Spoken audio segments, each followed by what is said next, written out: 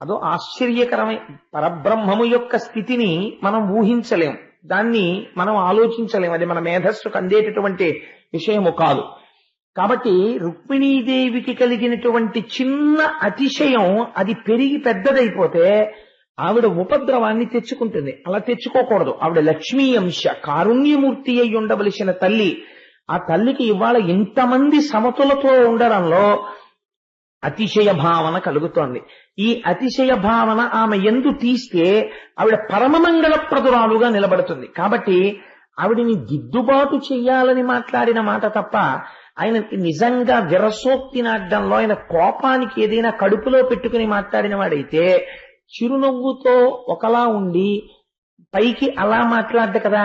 అందుకే ఆయన మాట్లాడే ముందు ఆయనకున్నటువంటి స్థితిని పోతనగా అంత వర్ణన చేసిన తర్వాత పద్యాన్ని ప్రారంభం చేశారు. కాబట్టి ఇప్పుడు కృష్ణ పరమాత్మ రుక్మిణీదేవి పట్ల ప్రవర్తించినటువంటి తీరు ఆమె అభ్యున్నతి కొరకు ప్రవర్తించినటువంటి ప్రవర్తన. ఈ మాటలు వినగానే అమ్మవారు చాలా అద్భుతమైనటువంటి విషయం ఒకటి చెప్పింది. ఆవిడంది, కృష్ణ, మీరు చెప్పినటువంటివన్నీ పరమయథార్థములు. మీరు చెప్పిన దాంట్లో ఒక్కటి కూడా అసత్యం లేదు. మీరు ఇందాక అన్నారే, మీరు చెప్పిన దాంట్లో ఏది అబద్ధం కాదు. కాబట్టే నేను చేసుకుంటే మిమ్మల్ని చేసుకోవాలని, మీకు మాత్రమే పత్నిని కావాలని పలవరించి మీకు భార్యనయ్యాను. కారణం ఏమిటో చెప్పమంటారా? అదే పద్యాన్ని మీరు ఇంకో కోణంలో చూడండి. లోకుల నడువడిలోని వారము కాము. లోకులందరూ ఎలా ఉంటారో మీరు అలా ఉండేవారు కారు, మీరు పరమాత్మ. అందుకే మిమ్మల్ని చేరుకున్నాను. పరులకు మా జాడ బయలుపడదు.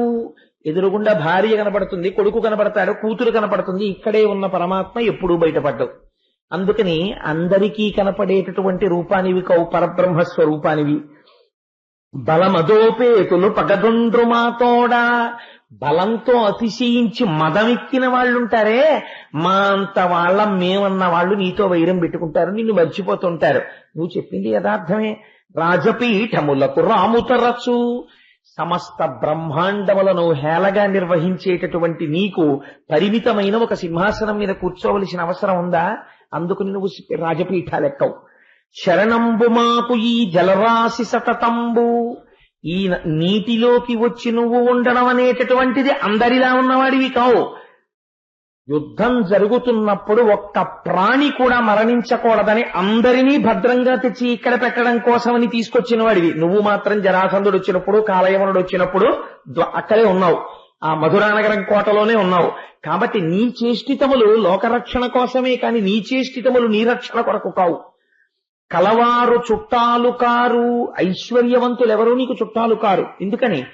ఐశ్వర్యవంతులు చుట్టాలు కారు అంటే అర్థం డబ్బొస్తే భగవంతుడికి దూరం అయిపోతారని కాదు దాని అర్థం. మీరు వేరొక కోణంలో అర్థం చేసుకోవాలి. మేము ఐశ్వర్యవంతులము, మీరు ఐశ్వర్యవంతులు కారు అన్న భావన పెరిగిన వారికి ఆయన దగ్గర వాడు కాడు. ఇది ఈశ్వర విభూతి, నాకున్న ఐశ్వర్యం పరమేశ్వరుడిచ్చిందన్న వాడికి ఆయన ఎప్పుడు దగ్గరే. మేము ఐశ్వర్యవంతులం, మేము కలవారం అండి, వాళ్ళతో మేము ఎలా కూర్చుంటాం కలిసి అన్నాడు అనుకోండి ఎవరో ఒక ఆయనకి ఆయన దూరం అయి ఉంటాడు.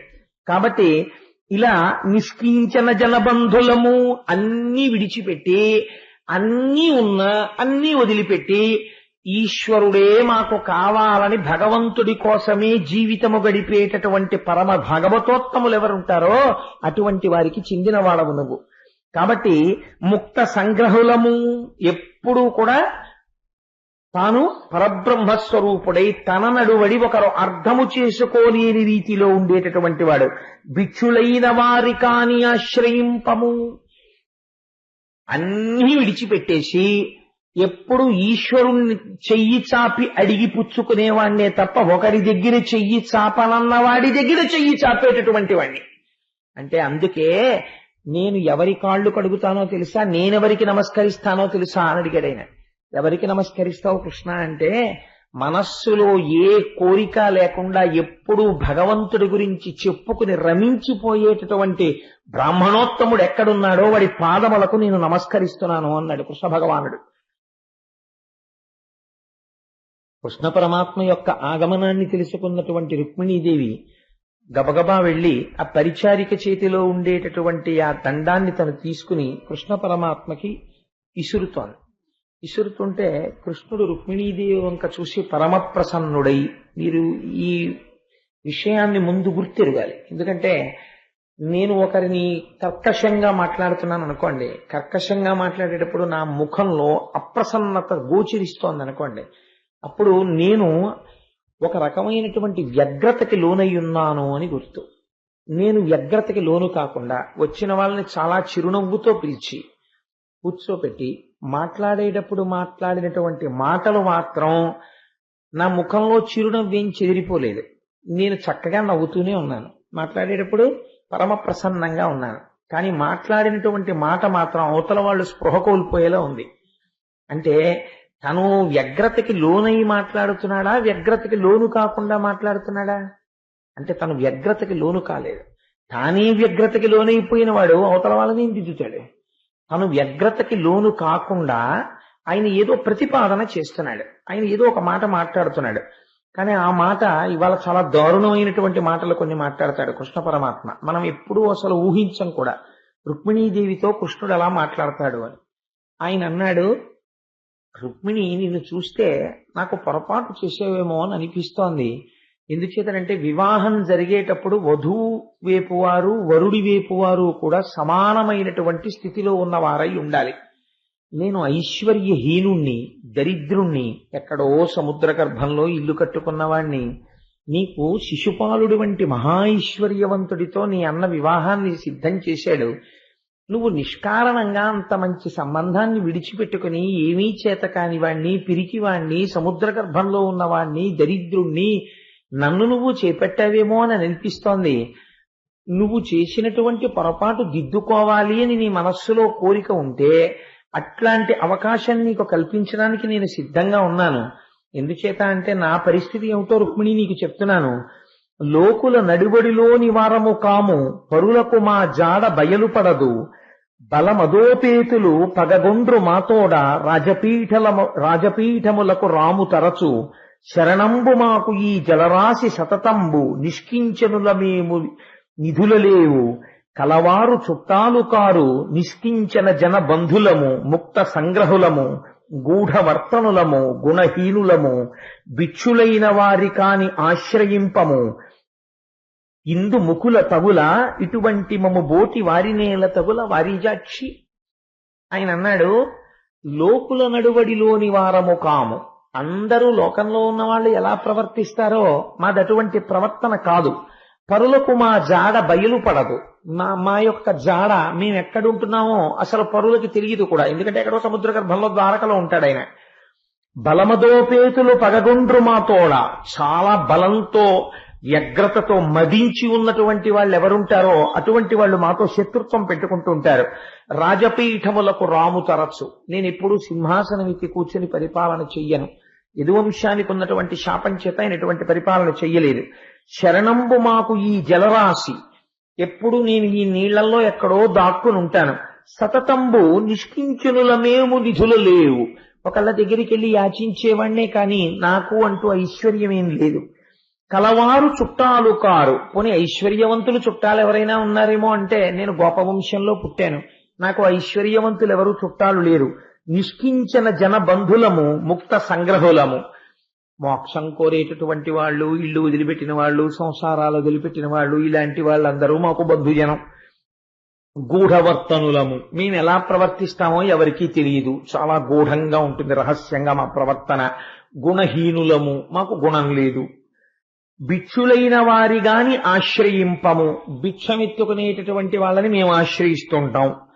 ఇందు ముకుల, ఇటువంటి వాణ్ణి, ఇంత అందమైనటువంటి నువ్వు వివాహం చేసుకోవడం కోరి నన్ను వలవడం, వలచి ఉత్తరం రాసి నన్ను నువ్వు స్వీకరించడం అనేటటువంటిది అంత యోగ్యమైన పని అని నేను అనుకోవట్లేదు రుక్మిణి. తగదని ఎరుగవు మమ్ముం తగిలితివి మృగాక్షి, దీనం తప్పవు నీకుం తగిన మనుజేంద్రు నొక్కని తగులుము, గుణహీన జనుల తగునే తగులను. కాబట్టి నీ ఐశ్వర్యానికి, నీ సౌందర్యానికి, నీ గుణానికి, నీ బుద్ధికి, నీ సౌశీల్యానికి తగినటువంటి వరుణ్ణి ఎన్నుకుని నువ్వు మళ్ళీ పునర్వివాహం చేసుకుంటే బాగుంటుంది అని నేను అనుకుంటున్నాను. కాబట్టి నువ్వు అటువంటి వివాహం చేసుకుంటే బాగుంటుంది, నేను నీకు ఏ రకంగా సరిపోతాను అని అడిగాడు. ఇది మనం ఎప్పుడు భాగవతంలో కృష్ణుడు అలా రుక్మిణీదేవితో మాట్లాడతారని నేను అనుకోవట్లేదు. ఇక్కడ నేను ఒక చమత్కారమైనటువంటి విషయం చెప్పవలసింది. నేను ఇలాంటి ప్రమాదకరమైనటువంటి ఘట్టం ఒకటి రామాయణంలో చేశాను. ఎప్పుడు చేశాను అని మీరు అడుగుతారేమో. నేను రామాయణం చెప్పిన నాళ్ళు అందరూ ప్రసన్నంగా ఉన్నారు నా పట్ల. రామాయణంలో ఉంది కాబట్టి నేను ఒకటి చెప్పాను. ఎప్పుడు యుద్ధకాండలో సీతమ్మ తల్లిని అగ్నిప్రవేశం చెయ్యమని రాముడు మాట్లాడుతున్నప్పుడు రాముడు మాట్లాడిన కొన్ని మాటలు నేను చెప్పాను. మీరు చెప్తే నమ్మరు. నేను ఇంటికి వెళ్ళాను. అయ్యో ఆయన ఆ రోజు సాయంకాలం వరకు నాకు నమస్కారాలు పెట్టిన వాళ్ళు కూడా నన్ను కొట్టలేదంతే.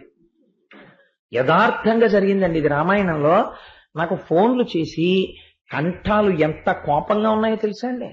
మర్యాదకి కోటేశ్వరారు అన్నారు.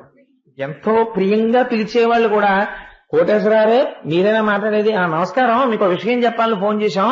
పెట్టడం ఇష్టం లేక పెట్టిన నమస్కారం అది తెలిసిపోతోంది. కోటేశ్వరారు అండి మాట్లాడేది. నమస్కారం సార్ అనేవాడు కూడా అలా అనలేదు. అంటే నేను నమస్కారాల కోసం విర్రిక్కిపోతున్నానని కాదు, ప్రవర్తనలో చేసిన తేడాకి చెప్తున్నాను. అని ఏమిటంటే మీరు ఇవాళ అలా చెప్పారు, ఏమిటి సీతమ్మ తల్లి అంత లోకుగా దొరికిందండి రాముడికి? మీరు చెప్పింది మాకు జీర్ణం కాలేదు, రేపు మీరు దీని మీద క్లారిఫికేషన్ ఇవ్వండి అన్నారండి. నేను తెల్లబోయాను. ఇదేమిటండి, నన్ను పలహారం చేయనివ్వలేదు, నన్ను పడుకోనివ్వలేదు. ఫోన్లే ఇలా పెట్టను, ఫోన్ రాను, మళ్ళీ ఎత్తను. ఏమిటంటే సీతమ్మ విషయంలో అలా ఏంటి? నేనా బాధ్యుడి? ఎన్ని ఫోన్లో ఆఖరికి నేను ఇంకా పడుకోవడానికి కూడా టైం సరిపోక 11:30 అయిపోతోంది. ఓ ఫోన్ మాట్లాడుతుంటే పీప్ పీప్ అని వచ్చేస్తోంది ఫోను. విసిగిపోయి 11:30కి టెలిఫోన్ డిస్కనెక్ట్ చేశాను. డిస్కనెక్ట్ చేసి మర్నాడు సంధ్యావందనం చేసుకుని ఫోన్ తగిలించాను. మళ్ళీ మొదలు. మళ్ళీ కోటేశ్వరారు మీరు చెప్పింది మాకు నచ్చలేదు, సీతమ్మ తల్లిని అలా అనడం ఏమిటండి రాముడు అని మళ్ళీ ఫోన్లు. అయ్యా నేనేం చేయగలనండి, వాల్మీకి రామాయణంలో ఉన్నది చెప్పాను. అలా నాకు జీర్ణం కావట్లేదు, మీరు క్లారిఫై చేయండి అన్నారు. అంటే మీకు ఒక ఆశ్చర్యకరమైన విషయం తెలుసా అండి, ఉన్న రామాయణాన్ని ఉన్నట్టు చెప్పగలను కానీ మార్చి ఎవరి తృప్తి కోసం నేను చెప్పలేను. కానీ దాని గురించి నేను ఒక వివరణ చేస్తే కొంచెం దాన్ని నక్క అండం మానేసి అది జంబుకము అని నేనంటే వాళ్ళకి తృప్తి కలిగింది. కాబట్టి అప్పుడు నేను దాన్ని ఇంకొంచెం మెత్తగా వివరణ చేస్తే కొంత వాళ్ళు తృప్తి పడ్డారు. కానీ నాకు అనిపించింది రామాయణం విన్న వాళ్ళకి రామభక్తి కన్నా సీతమ్మ పట్లే వీళ్ళు ఎక్కువ భక్తి పెంచుకున్నారనిపించింది. ఆ రామాయణానికి అందుకే ఎలా ఉంది, వాల్మీకి మహర్షి సీతాయాస్ చరితం మహత్ అని పేరెట్టుకున్నాడు. నా జీవితంలో నేను మర్చిపోలేని సంఘటనల్లో అదొకటి. సీతమ్మ తల్లి పట్ల అంత భక్తితో అంతమంది, అంటే ఇవాళ నాకు అలా చేయకుండా ఉంటారని నేను ఇది చెప్పుకుంటున్నాను అనమాట. రుక్మిణీదేవితో కృష్ణుడు ఇలా మాట్లాడారని మళ్ళీ ఆ రోజు సంఘటనలు మొదలవుతాయేమో అని ముందుగా చెప్పుకుంటున్నాను. అందుకని నేను అలాంటి అవకాశం ఇవ్వకుండా నేను ముందే వివరణ చేసేస్తాను. మీరు తృప్తి పడిపోతారు, నాకు బాగా తెలుసు. ఎందుకంటే రామయ్య అమాయకత్వం కృష్ణయ్య దగ్గర ఉండదు, గాంభీర్యంతో ఉంటాడు. ఈయన చాలా చమత్కారంగా ఉంటారు కృష్ణస్వామి. అందుకని ఆయన తెలిసిపోతారు, ఆయన స్పష్టంగా కనపడిపోతారు. కాబట్టి ఇవాళ మనకు అటువంటి ప్రమాదం దాపురించదు. కాబట్టి ఈ మాటలన్నీ కాబట్టి నువ్వు ఎవరినైనా పునర్వివాహం చేసుకుంటే బాగుంటుంది అని నేను అనుకుంటున్నాను. ఎవరైనా సంపత్తి కలిగినటువంటి వాడిని నువ్వు వివాహం చేసుకో అన్నారు. ఈ మాటలు మాట్లాడుతున్నప్పుడు విసురుతున్నటువంటి రుక్మిణీదేవి యొక్క ముఖవళికలు మారిపోవడం ప్రారంభించి అంత అందంగా ఉండేటటువంటి తల్లికి ఆపాదమస్తకం చెమటలు పట్టేయడం మొదలుపెట్టాయి. పెదవి అదిరిపోయి ఒళ్ళంతా వణికిపోయి చిట్ట చివరి మాట అన్నాడాయన, నువ్వు ఎవరినైనా వివాహం చేసుకోవచ్చు. చప్పుడయింది. ఏమిటి చప్పుడయింది అని ఇటు పక్కకి తిరిగాడు. ఆవిడ స్పృహ తప్పి కింద పడిపోయింది. ఇంత కృష్ణ పరమాత్మ ఈ మాటలు అన్నవాడు ఏం చేశాడో తెలుసా అండి? లేచి గబగబా రుక్మిణీదేవి దగ్గరికి వెళ్ళి 2 చేతులతో ఎత్తి కూర్చోపెట్టుకుని ఒళ్ళో కని సంభ్రమంబున తనువుగా అనువున చందనం బల్ల నలది గంధం తీసుకొచ్చి ఆవిడ ముందు చల్లపడడం కోసమని ఆవిడ ఒళ్ళంతా గంధం రాసేట. కన్నీరు పన్నీట కడిగి ఆవిడ ఏడుస్తుంటే ఆయన ముఖం చూసి ఆవిడేం మాట్లాడలేకపోతోంది, కానీ వెక్కి వెక్కి ఏడ్చేస్తోంది ఆయన అన్న మాటలకి. ఆ కన్నీటిని పన్నీటితో కడిగట్ట. కన్నీరు పన్నీట కడిగి కర్పూరంపు పలుకులు చెవులలో బారనూది కర్పూర వాసన వచ్చేటటువంటి ఆ పలుకులు, అటువంటి సువాసన ఆవిడ చెవులలోకి ఊదెట్టే. కర్రమొప్ప ముచ్చాల సరుల చిక్కెడలించి ఉర్రమున పొందుగా నిరువు కొలిపి. ఆ పడిపోయినప్పుడు హారాలన్నీ ఒక పక్కకి చిక్కు పడిపోయి అవన్నీ చిక్కులు విడతీసి గుండెల మీద చక్కగా వేశాట. తిలకంబు నునుపాల ఫలకంబుపై తీర్చి వదలిన భూషణ వళులు తొడిగి. ఆ నుదుట చెమట పట్టేసి కరిగిపోతున్నటువంటి కుంకుమని చక్కగా దిద్ది ఆ ఒంటికి పట్టిన చెమటంతా తుడిచేసి కమలదళ చారుతాళ వృంతమున విసిరి ఒక పెద్ద తామర పువ్వు రేకులతో చేసిన విసినికర్ర తెప్పించట. అడుసు తొక్క నేల, కాలు కడుగ నేల అన్నట్టుంటుంది మనకి పైకి చూడ్డానికి. ఆ తామర పువ్వు రేకులతో చేసిన విసినికర్ర ఒకటి తెప్పించి విసిరెట్ట. అంటే అలాంటివి కూడా ఇళ్లలో ఉంచుకోవడం మంచిదనమాట. కాబట్టి విసిరెట్ట. పొలుచు పయ్యద కుచముల పొందుపరచి చిత్తముగురొత్తనొయ్యన సేద తీర్చి బిగియ కౌగిట చేర్చి నెమ్మగము నిమిరి.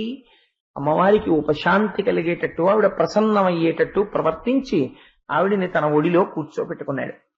కూర్చోపెట్టుకుని, అయ్యో అదేమిటి రుక్మిణి, నేను 2 విరసోక్తులు ఆడాను నీతోటి. సరసోక్తులు భర్త ఆడతాడు భార్యతోటి, నేను నీతో ఇవాళ విరసోక్తిని ఆడాను. ఆ మాట అన్నందుకే నువ్వు అంత నొచ్చుకుని అలా పడిపోయావేమిటి అన్నాడు. అయితే మీకు వెంటనే ఏమండి, ఎంత సరసోక్తికైనా ఓ హద్దు ఉంటుంది, విరసోక్తికైనా ఓ హద్దు ఉంటుంది. ఇదేం విరసోక్తి అండి, అందులో కృష్ణుడి లాంటి స్వామి ఇలా మాట్లాడవచ్చా అని మీకు అనుమానం వస్తుంది. నేను మీకు ఒక ఉదాహరణ చెప్పేస్తే మీరు తొందరగా దీన్ని పట్టుకుంటారు. ఎన్నడూ అబద్ధమాడనటువంటి వ్యక్తి ఇలా ప్రవర్తించడు ఆయన అని మనందరం ఆశలు పెట్టుకున్నటువంటి వ్యక్తి, ఈయనని మనం తప్పకుండా నమ్మవచ్చు అనుకున్నటువంటి వ్యక్తి ప్రవర్తనలో చిన్న తేడా ప్రారంభమైందనుకోండి. చిన్న తేడా ప్రారంభమైతే, చిన్న తేడా ఏది కానీ బెంగ చాలా ఉంటుంది. ఏమండి, ఎవరో తెలిసి తెలియని వాళ్ళు, ఎవరిష్టం వచ్చినట్టు వాళ్ళు ప్రవర్తించే వాళ్ళు అంటే వేరు, ఈయన అలా ఉండడు అని మనం అనుకున్నాం. అలాంటిది ఆయన ఏమిటండి ఈ మధ్య ప్రవర్తనలో చిన్న తేడా కనపడుతోంది అని బెంగ పెట్టేసుకుంటాం. రుక్మిణీదేవి యందు చిన్న దోషము కలిగింది. ఏమిటి ఆ చిన్న దోషం అంటే, దీన్ని సత్యభామ యందు భరిస్తాడు స్వామి, రుక్మిణీదేవి యందు భరించడు. రుక్మిణీదేవికి చిన్న అతిశయం వచ్చింది. ఏమిటంటే, అష్టమహిషులలో నేను పట్టమహిషిని, నేను ప్రధానమైనటువంటి భార్యని, పట్టమహిషిని. కాబట్టి కృష్ణ పరమాత్మ తప్పకుండా నా మందిరానికి విచ్చేస్తుంటారు. మీకు యథార్థం ఏమిటో తెలుసా అండి, కృష్ణ పరమాత్మ 16,000 మంది ప్లస్ యనమండుగురు, 16,000 యనమండుగురు గోపికల ఇంట్లోనూ కూడా కనపడతాడు. ప్రతిరోజు ఉంటాడు, అందరితోనూ క్రీడించినట్టు ఉంటాడు. కానీ ఆయన అస్కలిత బ్రహ్మచారి. అదో ఆశ్చర్యకరమైన పరబ్రహ్మము యొక్క స్థితిని మనం ఊహించలేం, దాన్ని మనం ఆలోచించలేం, అది మన మేధస్సుకు అందేటటువంటి విషయము కాదు. కాబట్టి రుక్మిణీదేవికి కలిగినటువంటి చిన్న అతిశయం అది పెరిగి పెద్దదైపోతే ఆవిడ ఉపద్రవాన్ని తెచ్చుకుంటుంది. అలా తెచ్చుకోకూడదు. ఆవిడ లక్ష్మీ అంశ, కారుణ్యమూర్తి అయి ఉండవలసిన తల్లి. ఆ తల్లికి ఇవాళ ఇంతమంది సమతులతో ఉండడంలో అతిశయ భావన కలుగుతోంది. ఈ అతిశయ భావన ఆమె యందు తీస్తే ఆవిడ పరమమంగళప్రదురాలుగా నిలబడుతుంది. కాబట్టి ఆవిడిని దిద్దుబాటు చెయ్యాలని మాట్లాడిన మాట తప్ప, ఆయనకి నిజంగా విరసోక్తి నాటడంలో, ఆయన కోపానికి ఏదైనా కడుపులో పెట్టుకుని మాట్లాడిన వాడైతే చిరునవ్వుతో ఒకలా ఉండి పైకి అలా మాట్లాడ్డ కదా. అందుకే ఆయన మాట్లాడే ముందు ఆయనకున్నటువంటి స్థితిని పోతనగా అంత వర్ణన చేసిన తర్వాత పద్యాన్ని ప్రారంభం చేశారు. కాబట్టి ఇప్పుడు కృష్ణ పరమాత్మ రుక్మిణీదేవి పట్ల ప్రవర్తించినటువంటి తీరు, ఆమె అభ్యున్నతి కొరకు ప్రవర్తించినటువంటి ప్రవర్తన. ఈ మాటలు వినగానే అమ్మవారు చాలా అద్భుతమైనటువంటి విషయం ఒకటి చెప్పింది. ఆవిడంది, కృష్ణ, మీరు చెప్పినటువంటివన్నీ పరమయథార్థములు, మీరు చెప్పిన దాంట్లో ఒక్కటి కూడా అసత్యం లేదు. మీరు ఇందాక అన్నారే, మీరు చెప్పిన దాంట్లో ఏది అబద్ధం కాదు. కాబట్టే నేను చేసుకుంటే మిమ్మల్ని చేసుకోవాలని, మీకు మాత్రమే పత్నిని కావాలని పలవరించి మీకు భార్యనయ్యాను. కారణం ఏమిటో చెప్పమంటారా? అదే పద్యాన్ని మీరు ఇంకో కోణంలో చూడండి. లోకుల నడువడిలోని వారము కాము. లోకులందరూ ఎలా ఉంటారో మీరు అలా ఉండేవారు కారు, మీరు పరమాత్మ. అందుకే మిమ్మల్ని చేరుకున్నాను. పరులకు మా జాడ బయలుపడదు. ఎదురుగుండా భార్య కనపడుతుంది, కొడుకు కనపడతాడు, కూతురు కనపడుతుంది, ఇక్కడే ఉన్న పరమాత్మ ఎప్పుడూ బయటపడ్డవు. అందుకని అందరికీ కనపడేటటువంటి రూపానివి కవు, పరబ్రహ్మస్వరూపానివి. బలమదోపేతులు పగదొండ్రు మాతోడా. బలంతో అతిశయించి మదమెక్కిన వాళ్ళుంటారే, మా అంత వాళ్ళ మేమన్న వాళ్ళు నీతో వైరం పెట్టుకుంటారు, నిన్ను మర్చిపోతుంటారు. నువ్వు చెప్పింది యథార్థమే. రాజపీఠములకు రాముతరచు. సమస్త బ్రహ్మాండములను హేళగా నిర్వహించేటటువంటి నీకు పరిమితమైన ఒక సింహాసనం మీద కూర్చోవలసిన అవసరం ఉందా? అందుకు నువ్వు రాజపీఠాలెక్కవు. శరణంబు మాకు ఈ జలరాశి సతతంబు. ఈ నీటిలోకి వచ్చి నువ్వు ఉండడం అనేటటువంటిది అందరిలా ఉన్నవాడివి కావు. యుద్ధం జరుగుతున్నప్పుడు ఒక్క ప్రాణి కూడా మరణించకూడదని అందరినీ భద్రంగా తెచ్చి ఇక్కడ పెట్టడం కోసమని తీసుకొచ్చిన వాడివి. నువ్వు మాత్రం జరాసంధుడు వచ్చినప్పుడు, కాలయవనుడు వచ్చినప్పుడు అక్కడే ఉన్నావు, ఆ మధురానగరం కోటలోనే ఉన్నావు. కాబట్టి నీ చేష్టితములు లోకరక్షణ కోసమే కాని నీ చేష్టితములు నీ రక్షణ కొరకు కావు. కలవారు చుట్టాలు కారు. ఐశ్వర్యవంతులు ఎవరు నీకు చుట్టాలు కారు. ఎందుకని? ఐశ్వర్యవంతులు చుట్టాలు కారు అంటే అర్థం డబ్బొస్తే భగవంతుడికి దూరం అయిపోతారని కాదు దాని అర్థం. మీరు వేరొక కోణంలో అర్థం చేసుకోవాలి. మేము ఐశ్వర్యవంతులము, మీరు ఐశ్వర్యవంతులు కారు అన్న భావన పెరిగిన వారికి ఆయన దగ్గర వాడు కాడు. ఇది ఈశ్వర విభూతి, నాకున్న ఐశ్వర్యం పరమేశ్వరుడిచ్చింది అన్నవాడికి ఆయన ఎప్పుడు దగ్గరే. మేము ఐశ్వర్యవంతులం, మేము కలవారం అండి, వాళ్ళతో మేము ఎలా కూర్చుంటాం కలిసి అన్నాడు అనుకోండి ఎవరో ఒక ఆయనకి ఆయన దూరం అయి ఉంటాడు.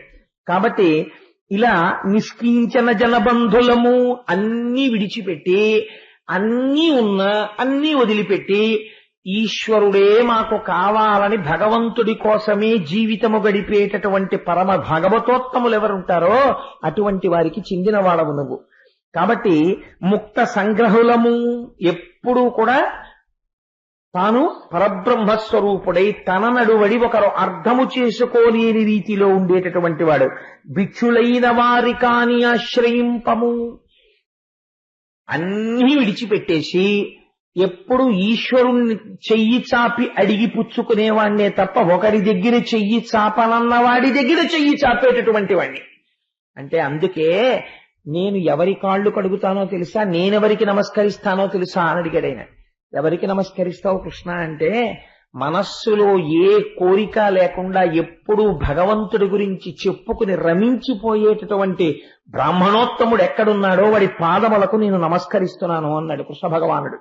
కాబట్టి ఇందుముఖుల తగుల ఇటువంటి మమ చోటి.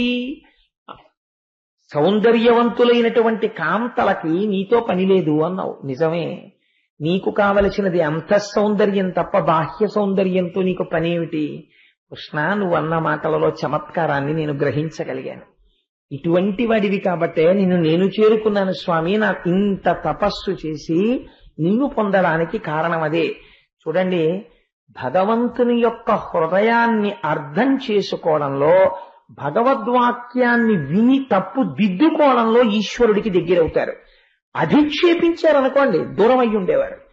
ఈశ్వరుడు తప్పు దిద్దడానికి మాట్లాడినటువంటి సంఘటనని, ఒక మాటని మన జీవితానికి అన్వయం చేసుకుని దిద్దుకోవడానికి మనం సిద్ధపడితే మనం రుక్మిణీదేవిలా దగ్గరికి జరుగుతాం. అలా జరగడానికి మీరు ఇష్టపడక మా అంతటి వారము మేము అన్నారనుకోండి, ఈ పై సీసపద్యంలో ఏదో ఒక పాదంలోకి వెళ్ళి పడతారు, ఈశ్వరుడికి దూరం అవుతారు. అందుకే పద్యరచన ఎంత గంభీరంగా జరిగిందో చూడండి. ఆ ఆంధ్రీకరణము పోతన గారికే చెల్లింది, మహానుభావుడికి. ఆ పోతన గారి పాదములకు నా శిరస్సు ఉంచి నమస్కారం. కాబట్టి అని ఆవిడంది, నీరదాగమ మేఘ నిర్యత్పయప్పాన చాతకం వేగునే చౌటిపడకు పరిపక్వమాకంద ఫలరసంపుల గ్రోలు క్రీరంబుసనునే దత్తూరములకు ఘనరవాకర్ణనోత్కలిత మయూరము కోరునే కఠిన జిల్లీరవంబు కరికుంభ పిశిత సద్గ్రాస మోదిత సింహమరుగునే శునక మాంసాభిలాష బ్రవిదలాకార భవదీయ పాద పద్మ యుగ సమాశ్రయ నైపుణత్యోగ చిత్తమన్యుచేరునే తనకు పాస్యంబుగాగా భక్త మందార దుర్భర భవ విదూర అందావిడ. ఎంత గొప్ప మాట మాట్లాడిందో చూడండి. ఈశ్వర చేతక పక్షికి ఒక లక్షణం ఉంటుంది. శంకరాచార్యుల వారు శివానంద లహరిలో స్తోత్రం చేస్తారు ఆ చేతకాన్ని. కారుణ్యామృత వర్షిణం గల విపద్గ్రీష్మచ్చిదాకర్మటం అని. ఆ చేతక పక్షి దానికి దాహం వేస్తుంది. దాహం వేస్తే నోరు ఎండిపోయినా సరే చేతక పక్షి భూమి మీద వచ్చి పడిపోయినటువంటి నీటి గుంటలో ఉన్న నీటిని తాగదు. అది నోరు పైకి పెట్టి మేఘం వచ్చి మేఘం కురుస్తున్నప్పుడు పడేటటువంటి చినుకులు భూమి మీద పడకముందు పట్టి తాగుతుంది తప్ప తాను మాత్రం భూమి మీదకి రాదు.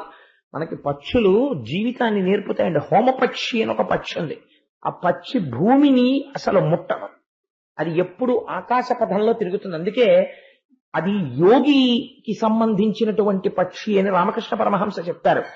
అది గర్భం కూడా ఎక్కడ దాలుస్తుందో తెలుసా అండి? ఆకాశంలోనే. అది ప్రసవం ఎక్కడో తెలుసా అండి? ఆకాశంలోనే. మరి పిల్ల పుట్టినప్పుడు ఎలాగా అంటే ఆ పిల్ల ఎక్కడో ఆకాశ పథంలో పుట్టి ఎగరడం చేత కాక కింద పడిపోతుంది. కింద పడిపోతున్నప్పుట హోమపక్షి యొక్క బిడ్డ భూమికి దగ్గరికి వచ్చేశాక చెయ్యి నేను భూమిని ముట్టనని రెక్కలు అల్లార్చి మళ్ళీ ఆకాశంలోకి వెళ్ళిపోతుంది. అంతే, ఆ ఆకాశంలోనే తిరుగుతాయి. తిరిగి అంతరిక్షంలోనే శరీరాలు వదిలిపెట్టి శరీరాలు కూడా అక్కడే తేలికాయి తప్ప అసలు అవి భూమి మీద పడవు. ఎప్పుడూ అలాగే ఉంటాయి. ఆకాశంలో తిరగడం అంటే ఏమిటో తెలుసా అండి? ఆకాశంతా అంతటా వ్యాపించినది. కుంజరహ అంటే భూమిని అంటి పెట్టుకుని ఉండేవాడు. అంటే ఎప్పుడు సంసారమునందు ఉండేవాడు. ఎప్పుడు ఈశ్వరానుసంధానము తప్ప సంసారానుసంధానము తెలియనటువంటి మహాయోగి పుంగవులకు సంకేతముగా ఉంటుంది ఆ పక్షి. అలా తిరుగుతుంది. కాబట్టి పక్షుల్లో ఎంత చమత్కారం ఉంటుందో, ఎన్ని రకాల పక్షులున్నాయో ప్రపంచంలో. రామాయణంలో ఆ పక్షుల గురించినటువంటి ప్రస్తావన చాలా ఎక్కువగా ఉంటుంది. సరే, అందుచేత ఆవిడంది చేతక పక్షి ఆకాశంలోంచి మేఘము కురుస్తున్నప్పుడు ఉన్నటువంటి వాన తాగి బతుకుతుంది తప్ప భూమి మీద ఎక్కడో ఒక మురికి గుంటలో ఉన్నటువంటి నీటిని తాగి బతుకుదామని చేతక పక్షి అనుకోదు. అలాగే చిలుక తను తినవలసి వస్తే ఆరముగ్గినటువంటి మామిడి పండుని మామిడి చెట్టు మీద కూర్చుని తింటుంది తప్ప అయ్యో మామిడి పండు దొరకలేదు కదా అని ఉమ్మెత్త చెట్టు మీద వాలి ఉమ్మెత్తకాయని చిలుక కొరకదు. అలాగే నెమలి తాను నాట్యం చెయ్యవలసి వస్తే నెమలి ఎప్పుడు సంతోషిస్తుంది అంటే ఎండాకాలం పూర్తయిపోయి సాయంకాలం అయ్యేటప్పటికి చీకటైపోయి ఆకాశం అంతా నల్లటి మబ్బు పట్టేసి గాలొచ్చి ధూళి రీగుతూ ఆకాశంలో ఒక్కసారి పెద్ద ధనొచ్చి మెరుపు మిరిసి ఇంకా వర్షపు చినుకులు ప్రారంభమై టప్ టప్ అని ఇంతంత చినుకు పడడం మొదలవగానే ఆ నెమలి ఇలా కంఠమెత్తి మగనెమలి అటు ఇటు చూసి ఆకాశం వంక చూసి ఆకాశం చేసినటువంటి ఆ మేఘము యొక్క ధ్వనిని చూసి పొంగిపోయి పింఛాన్ని ఎంత విప్పగలదో అంత విప్పి ఇంకా ఇంకా ఇంకా ఇంకా విప్పడానికి ఇలా ఇలా ఇలా అని ఇంత పింఛం విప్పి అడుగులు వేసి అప్పుడు నాట్యం చేస్తుంది తప్ప దిక్కుమాలిన అడవిలో ఏల పురుగుల ధనులకు నెమలి నాట్యం చెయ్యదు కృష్ణ. అలా ఒకవేళ ఏనుగు తినవలసి వస్తే ఆకలి వస్తే ముత్యములు నిలవ ఉన్నటువంటి బ్రహ్మాండమైనటువంటి ఏనుగు యొక్క కుంభస్థలం మీదికి దూకి కూర్చుని తన పంజాతో కొట్టి చీల్చి ముత్యములను అటు ఇటు తోసి కుంభస్థలంలో ఉన్న మాంసాన్ని తింటుంది తప్ప అనారోగ్యంగా ఉందని అడవిలో కనబడిన కుక్క మాంసం సింహం తిందవు. అలా నేను బ్రతికి ఉన్నంత కాలము నా జన్మ ఉన్నంత కాలము నీ పాదములను సేవించేదానను తప్ప అన్యుల పక్కకి మనస్సు చేత వాక్కు చేత కూడా చేరేదానను కాను. ఈశ్వర నువ్వు ఇవ్వగలిగిన వరం ఉంటే నాకు అది ఇయ్యి అని అడిగింది. ఏమి రుక్మిణీదేవండి, కృష్ణుడు ఎటువంటి విరసోక్తి మాట్లాడితే ఆవిడ ఎటువంటి ప్రతిజ్ఞ చేసి మాట్లాడిందో చూడండి. ఇప్పుడు ఏం తెలుసుకుంది ఆవిడ? భగవంతుని యొక్క పవిత్రతని, ఆయనకున్నటువంటి బేలతనాన్ని దిద్దడానికి ఒక్క మాట అంటే స్పృహ తప్పి పడిపోతే అయ్యో నేను ఇంత కఠినంగా అనకుండా ఉండవలసిందేమోనని పరిగెత్తుకొచ్చి గబగబా కన్నీరు తుడిచినవాడు కాడు. ఈవిడ కన్నీరు నా చేత్తో తొడవానవా అని పన్నీట చెయ్యి ముంచి కన్నీరు తుడిచాడు. ఆయన చేతులతో ఒళ్ళంతా గంధం పూశాడు. తన తొడ మీద కూర్చోబెట్టుకున్నాడు. ఆవిడ నగలన్నీ తాను దిద్దాడు. చుట్టూ ఆవిడ చెలికెత్తెలు చూస్తున్నారని కూడా సిగ్గుపడలేదు. సిగ్గుపడకుండా ఇంతమంది మధ్యలో ప్రియమార కౌగలించుకున్నాడు. 2 చేతులతో ఎత్తి తీసుకెళ్లి పాంపు మీద పడుకోబెట్టాడు. పడుకోబెట్టి ఒక మాట అంటున్నాడు, రుక్మిణి, నీవు పతివ్రతామణివి, నిర్మల ధర్మ వివేకశీల సద్భావవు, నీ మనోగతుల బాయక ఎప్పుడు అస్మదీయ సంసేవయ కాని అన్యము భజింపవు, పుట్టిన నాట నుండి నీ భావమిరింగియుండియను పల్కిన తప్పు సహింపు మానిని అన్నాడు. సత్యభామాదేవి కాళ్లు పట్టుకుని చెప్పినటువంటి పద్యానికి ఉన్న ప్రాశస్త్యం రుక్మిణీదేవి విషయంలో చెప్పినటువంటి పద్యానికి లోకంలో అంత ప్రచారం లేదు.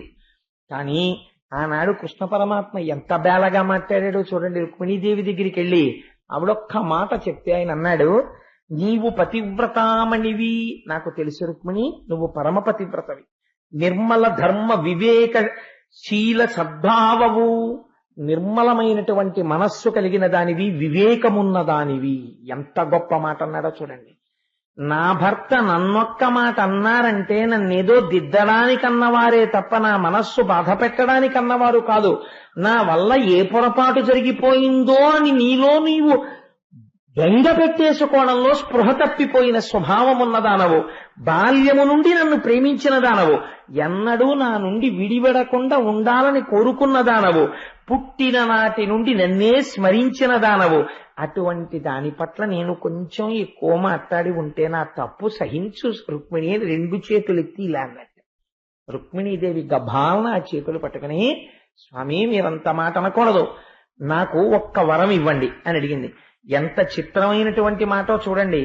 ఆవిడంది, కృష్ణ నేను మిమ్మల్ని అడిగే వరం ఏమిటో తెలుసా? ఇది బాహ్యమునందు భర్త భార్యతో కాని భార్య భర్తతో కాని అనలేదు. ఈ సంఘటన మనం బాగా జ్ఞాపకం పెట్టుకోవాలి. నా అంత భక్తుడు లేడన్న అతిశయం కాని, నా అంత గొప్పవాడు లేడన్న అతిశయం కాని, నేనింత వాణ్ణన్న అతిశయం కాని, లేకపోతే మీకు ఈశ్వరుడు ఏదో ఒక విభూతినిస్తాడు. ఒకరు అందంగా ఉండొచ్చు, ఒకరు పొడుగ్గా ఉండొచ్చు, ఒకరు తెల్లగా ఉండొచ్చు, ఒకరు ఐశ్వర్యంతో ఉండొచ్చు, ఒకరు పాండిత్యంతో ఉండొచ్చు, ఒకరు 4 మాటలు చెప్పగలిగి ఉండవచ్చు. ఏ విభూతి ఉన్నా ఆ విభూతి ఈశ్వరుడు యొక్క ప్రచోదనము. ఆయన అనుగ్రహించిన ఎందు ఈ లక్షణము పెట్టాడు. లేకపోతే నాకేముంది? నాకు దారుఢ్యమా? నేను ఎప్పుడైనా వెళ్ళి ఏ పల్లకి అన్నా స్వామివారిది, ఏ వెంకటాచలం లాంటి మహాక్షేత్రాల్లోనో పరమపురుషుడి యొక్క పల్లకీలు మోశానా? పొయ్యలేదు. లేదా పోని స్వామికి ఎప్పుడైనా చక్కగా కూర్చుని 1,00,000 చామంతి పూలు తెచ్చి పరవశించిపోతూ సహస్రంతో పూజ చేశానా? పూజ చేయలేదు. పోని ఎప్పుడన్నా నమక చమకాలతో పొంగిపోతూ సంతతధారతో ఈశ్వరాభిషేకం చేశానా? చేయలేదు. మరి నాకేమిచ్చాడు ఈశ్వరుడు? ఒక వేదిక మీదకి వెళ్ళేటప్పటికీ ఏవో 4 పద్యాలు పట్టుకుని భగవంతుడి గురించి 4 మాటలు చెప్పుకునే అదృష్టం ఇచ్చాడు. ఈ 4 మాటలు చెప్పుకుని నువ్వు తరించిపోరా, నేను స్వీకరిస్తానన్నాడు. ఈశ్వర, 4 మాటలు మాట్లాడగలిగినటువంటి శక్తి నాకు ఇచ్చి నన్ను తరింపచేశావు అని అనుకున్నాను అనుకోండి. అంటే ఉదాహరణ వేరొకరి మీద పెట్టకూడదు, అందుకని నా మీద పెట్టుకున్నాను అని అనుకుంటే పొరపాటు లేదు. నా అంత గొప్పగా ఎవడు చెప్తాడండి, నేను చాలా బాగా చెప్పానండి భాగవతం అన్నాను అనుకోండి, ఈశ్వరుడు ఒక్కసారి తన స్థానం ఏమిటో చూపిస్తాడు. ఓహో, నువ్వు కదురా చెప్తున్నవాడివి భాగవతం, నేను చెప్పించానా ఇంకొకటి చెప్పించాడా? ఈశ్వర, నేనెవడిని చెప్పడానికి? నేనా చెప్పినవాడిని? నువ్వు చెప్పించావు. ఎవరన్నారండి ఈ మాట? ఉపన్యాసం చెప్పినవాడు కాదు. పోతన గారి పద్యాలు రాస్తే ఆయన పద్యాలు ఎదురు పెట్టుకుని చెప్పుకున్నవాడు కాదు. ఏ మహానుభావుడు 12 స్కంధములను ఆంధ్రీకరించాడో, మంత్రశక్తి తరగకుండా ఆంధ్రీకరించాడో అటువంటి వాడు నేను రాయలేదన్నాడు. పలికెడిది భాగవతమట, పలికించు విభుంటు రామభద్రుండట, నే పలికిన భవహరమగునట, పలికెద వేరుండుగాథ పలుకగనేలా. ఎప్పుడైనా చిన్న అతిశయం వస్తే ఈ ఘట్టాన్ని మనం జ్ఞాపకం చేసుకోవాలి. రుక్మిణీదేవి అంతటి దాన్ని కృష్ణ పరమాత్మ, రుక్మిణి నువ్వింత సౌందర్యవతివి, అంతటి వాణ్ణి వివాహం చేసుకోవలసిన దానివి, ఐశ్వర్యవంతురాలివి, కాబట్టి పాపం నన్ను అనవసరంగా వివాహం చేసుకుని బాధపడుతున్నావేమో, ఇప్పటికైనా నీ ఇష్టం, చేసుకుంటే ఎవరినైనా చేసుకో అంటే ఆ మాటకి బాధపడింది తప్ప అసలు నిజంగా ఒక మాట ఆవిడ తిరగేసి అనాలనుకోండి, నేను ఇలా అన్నానని అనుకోవద్దు, ఆవిడ అనాలనుకోండి, ఆవిడ అనగలదు రుక్మిణీదేవి. ఏమనగలదు? ఓహో అందుకే ఇలా ఉంది, మీరు అంతమందిని చేసుకొచ్చారు అనొచ్చు కదండి. నేను అన్నానని కాదు, మీరు ఆలోచించండి. రుక్మిణీదేవి స్పృహ తప్పిపోవడం ఎందుకండి? ఆవిడ అనొచ్చు ఈ మాట, ఓహో అందుకే ఇలా ఉంది, నేను చాలక 16,007 తెచ్చుకున్నావా అనొచ్చు. అలా అనుంటే ఆవిడ రుక్మిణీదేవి ఎందుకు అవుతుందండి? పనికి మాలిన ఉపన్యాసాలు వీధికి లెక్కి చెప్పేటటువంటి ఒక వనిత అవుతుంది ఆవిడ. రుక్మిణీదేవి అవదు. రుక్మిణీదేవి గురించి పోతనగారంతా పరవశించిపోరు. రుక్మిణీదేవి అనగా ఎవరంటే బాహ్య సంపత్తితో పరవశించిపోయింది కాదు, అంతఃసంపత్తితో పొంగిపోయింది. ఈశ్వరుడు దేన్ని చూసి ప్రేమిస్తాడో తెలుసా అండి? ఈశ్వరుడి యొక్క విభూతి మీయందు ప్రసరిస్తే మీకు ఐశ్వర్యం వచ్చింది, ఈశ్వరానుగ్రహం ఉంటే మీకు అందం వచ్చింది, ఈశ్వరానుగ్రహం ఉంటే యవ్వనం నిలబడింది, ఈశ్వరానుగ్రహం ఉంటే మీరు కదలగలుగుతున్నారు. ఆ ఈశ్వర సంకల్పము ఇంత పిసరు మారిందనుకోండి అంతే, రాజులు తరాజులైపోతారు. శ్రీగుణరత్న కోశంలో చెప్పినట్లు ఇవాళ రాత్రి వరకు సార్వభౌముడిగా ఉన్నవాడు చిత్రనళీయంలో నలుడు చెప్పుకుంటాడు, సార్వభౌమ పదంబు శరణమీరిన భోగి వంటలవాడౌచు బరగనేడు, విమలాత పత్రముల్ వెలయగల్గిన రేడు వర్షాతపతముల మెలగనేడు, భయద కోదండ ఖడ్గముల్ పట్టు వీరుడు గరిటయూ క్రోవియూ పట్టెనేడు, విపుల కేసరి నక్కట పిల్లి చేసే అథమ విధమున ఇట్టిదే విధికృతంబు అని చెప్పుకున్నాడు. ఈశ్వరానుగ్రహాల తొలగిందనుకోండి, నలచక్రవర్తి అంతటి వాడు ఏమైపోయాడు? గరిటయూ క్రోవియూ పట్టెనేడు అని చెప్పుకున్నాడు చిత్రనలీయం. ఏమి పద్యాలండి! ఎప్పుడైనా నలదమయంతుల గురించి ఆ చిత్రనలీయం చెప్పాలనిపిస్తుంటుంది నాకు. సరే మనకెందుకు అని ఊరుకుంటూ ఉంటాను. కాబట్టి భయద కోదండ ఖడ్గముల్ పట్టు వీరుడు, ఈశ్వరానుగ్రహం తప్పిపోతే ఎంతసేపు? కాబట్టి ఆ ఈశ్వరానుగ్రహాన్ని నిలబెట్టుకోవాలి. భగవంతుడు మనకి ఇచ్చినటువంటి ఐశ్వర్యాన్ని ఈశ్వర విభూతిగా అనుభవించడంలో అతిశయం కలిగినప్పుడు ఉత్తర క్షణం ఆనాడు రుక్మిణీదేవి ఎలా మాట్లాడింది? మాట్లాడి అంతఃసౌందర్యంతో గెలుచుకుంది. మీరు చూడండి, పార్వతీదేవి కన్నా సౌందర్యవతిని ప్రపంచంలో చెప్పరు. ఇంకా సౌందర్యము అంటే ఎవరిని చెప్తారో తెలుసా అండి? పార్వతీదేవిని. అంతటి అందగత్తె అయినటువంటి పార్వతీదేవి తపస్సు చేస్తున్నటువంటి పరమశివుడు ముందొచ్చి నిలబడి ఉపచారం చేస్తుంటే, సాక్షాత్తు మన్మధుడు బాణప్రయోగం చేస్తుంటే మూడో కన్ను తెరిచి కాల్చి వెళ్ళిపోయాడు. తప్ప చేపట్టలేదు శంకరుడు. ఎప్పుడు చేపట్టాడు?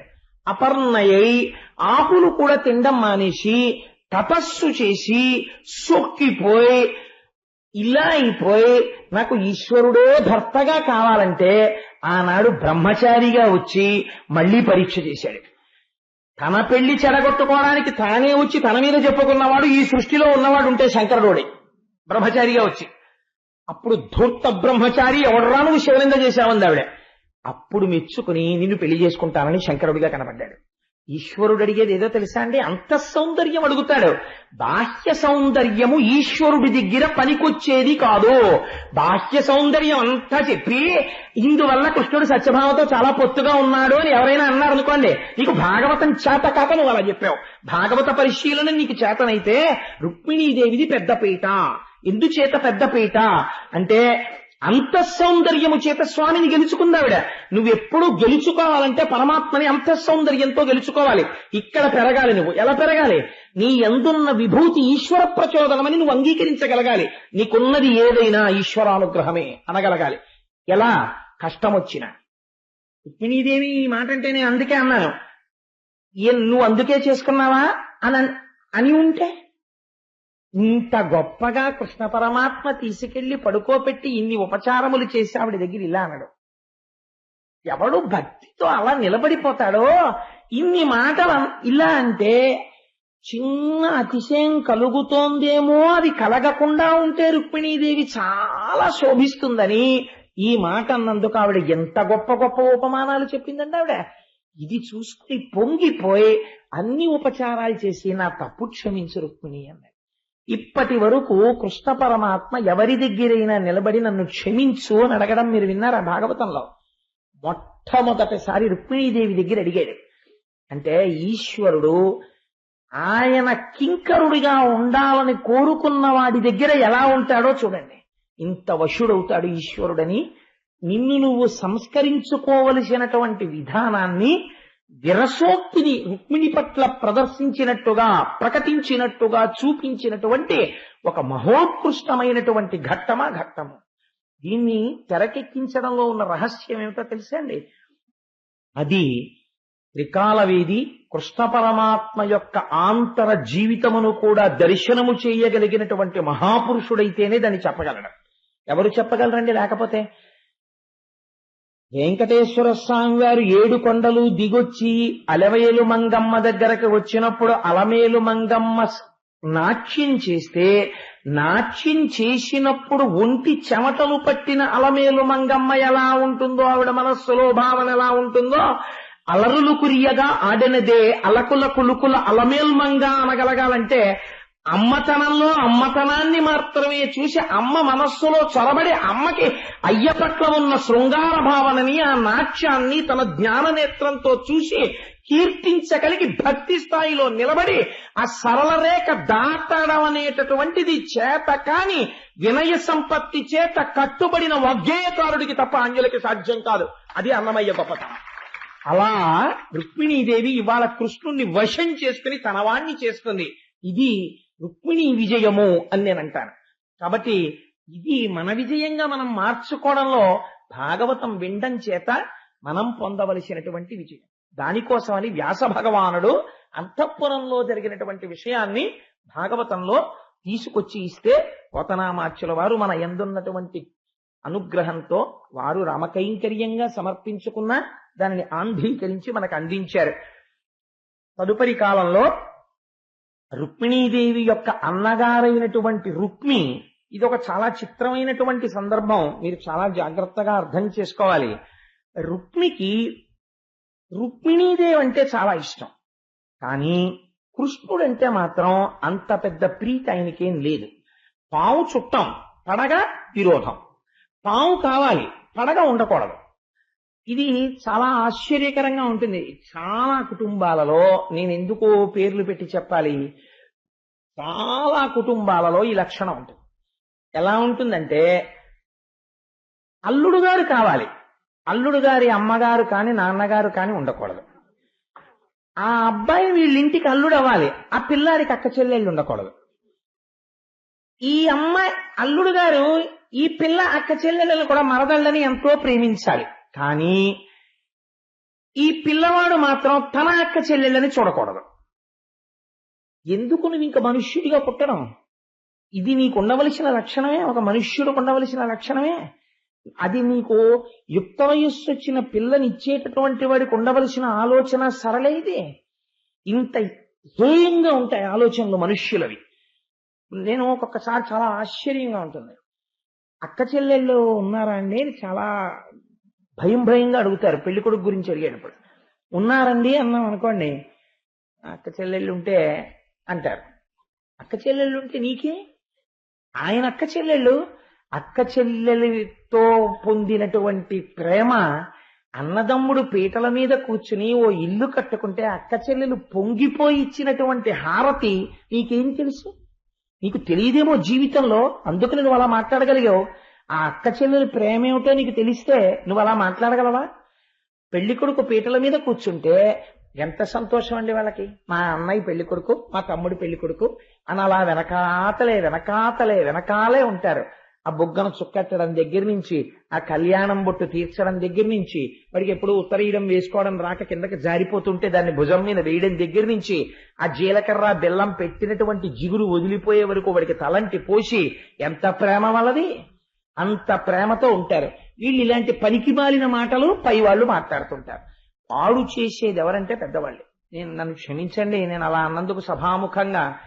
వయస్సు చేత పెద్దరికం కాదు, సంస్కారము చేత పెద్దరికం ఉండాలి.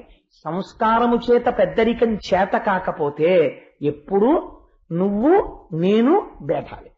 తన వాళ్ళని పొగుడుకోవడం, అవతల వాడి యందు ఉన్నటువంటి ఔన్నత్యాన్ని అంగీకరించలేకపోవడం, నీ బ్రతుకంతా అలాగే వెళ్ళిపోతుంది. ఏమిటి సాధించావు దానివల్ల? నువ్వు సాధించింది లేదు, నువ్వు నీ బిడ్డలకి మిగిల్చిన సంస్కారం లేదు. నువ్వు నాటిన పెనువేప విత్తు కొన్ని కుటుంబాలకు అదే సంస్కారంగా పరిణమించి వాళ్ళు మళ్ళీ ఎంతమందిని పాడు చేస్తారో నాకు చాలా మంది తెలుసు. నాకు ఆప్తులైన వాళ్ళు నాకు తెలుసు. వియ్యంకుడిని పలకరించేటప్పుడు మీరు అండం చేత కాని వాళ్ళు నాకు తెలుసు. వాడు అని మాట్లాడు అలా అనొచ్చా? వాళ్ళు లేనంత మాత్రం చేత ఏకవచన ప్రయోగం చేస్తావా వియ్యంకుడిని వియ్యప్రాల్ని? అంటే వాళ్ళు లేరు కదా. వాళ్ళు లేకపోతే ఈశ్వరుడు లేడు. ఎంత మర్యాదగా ప్రవర్తించాలి. రుక్మి ఘట్టం మనకి తెలియచేస్తుంది. రుక్మిణి అంటే ఇష్టం. ఎప్పుడో భాగవతం చదివిందని మీరు వింటే ఇవాళకి మీకు దేనికి పనికి వస్తుందండి? అది మన జీవితానికి సమన్వయం చేసుకోగలిగితేనే పురాణం పనికొస్తుంది అంతే, లేకపోతే అది మన జీవితాన్ని ఉద్ధరించదు. రుక్మిణి అంటే ప్రేమ తోడ పుట్టింది కాబట్టి. కృష్ణ భగవానుడు అంటే ఆయనకి ఎప్పుడూ అంత ప్రీతి లేదు. రుక్మిణికి ఎవరంటే ప్రేమ? కృష్ణ భగవానుడు అంటే ప్రేమ. ముందు ఘట్టంలో ఆవిడ ఏం చెప్తోంది? నాకు నువ్వు తప్ప ప్రపంచం అక్కర్లేదంటోంది. ఈయనేమంటున్నాడు? రుక్మిణి అంటే ప్రేమ, కృష్ణుడు అంటే అంత ప్రేమ ఉండదు. అంత ప్రేమ లేదు అని ఎప్పుడు తెలుస్తుంది? కట్టెకి నిప్పు ఉందనుకోండి, ఉఫ్ అని ఊదినా ఎర్రతనం రాలేదనుకోండి, కట్టెకి నిప్పు లేదు. ఉఫ్ అని ఊదినప్పుడు కట్టె చివర ప్రకాశించింది అనుకోండి, నిప్పు ఉంటేనేగా ప్రకాశించింది. వేరొకడు వచ్చి 4 చాడీలు నాకు ఎవరి మీదో చెప్పాడు అనుకోండి, నోర్ మొయ్, వాళ్ళ సంస్కారం నీకేం తెలుసు అని నేను అనగలిగాను అనుకోండి, వాడు ఊదితే మాత్రం నిప్పెందుకు రాజుకుంటుంది?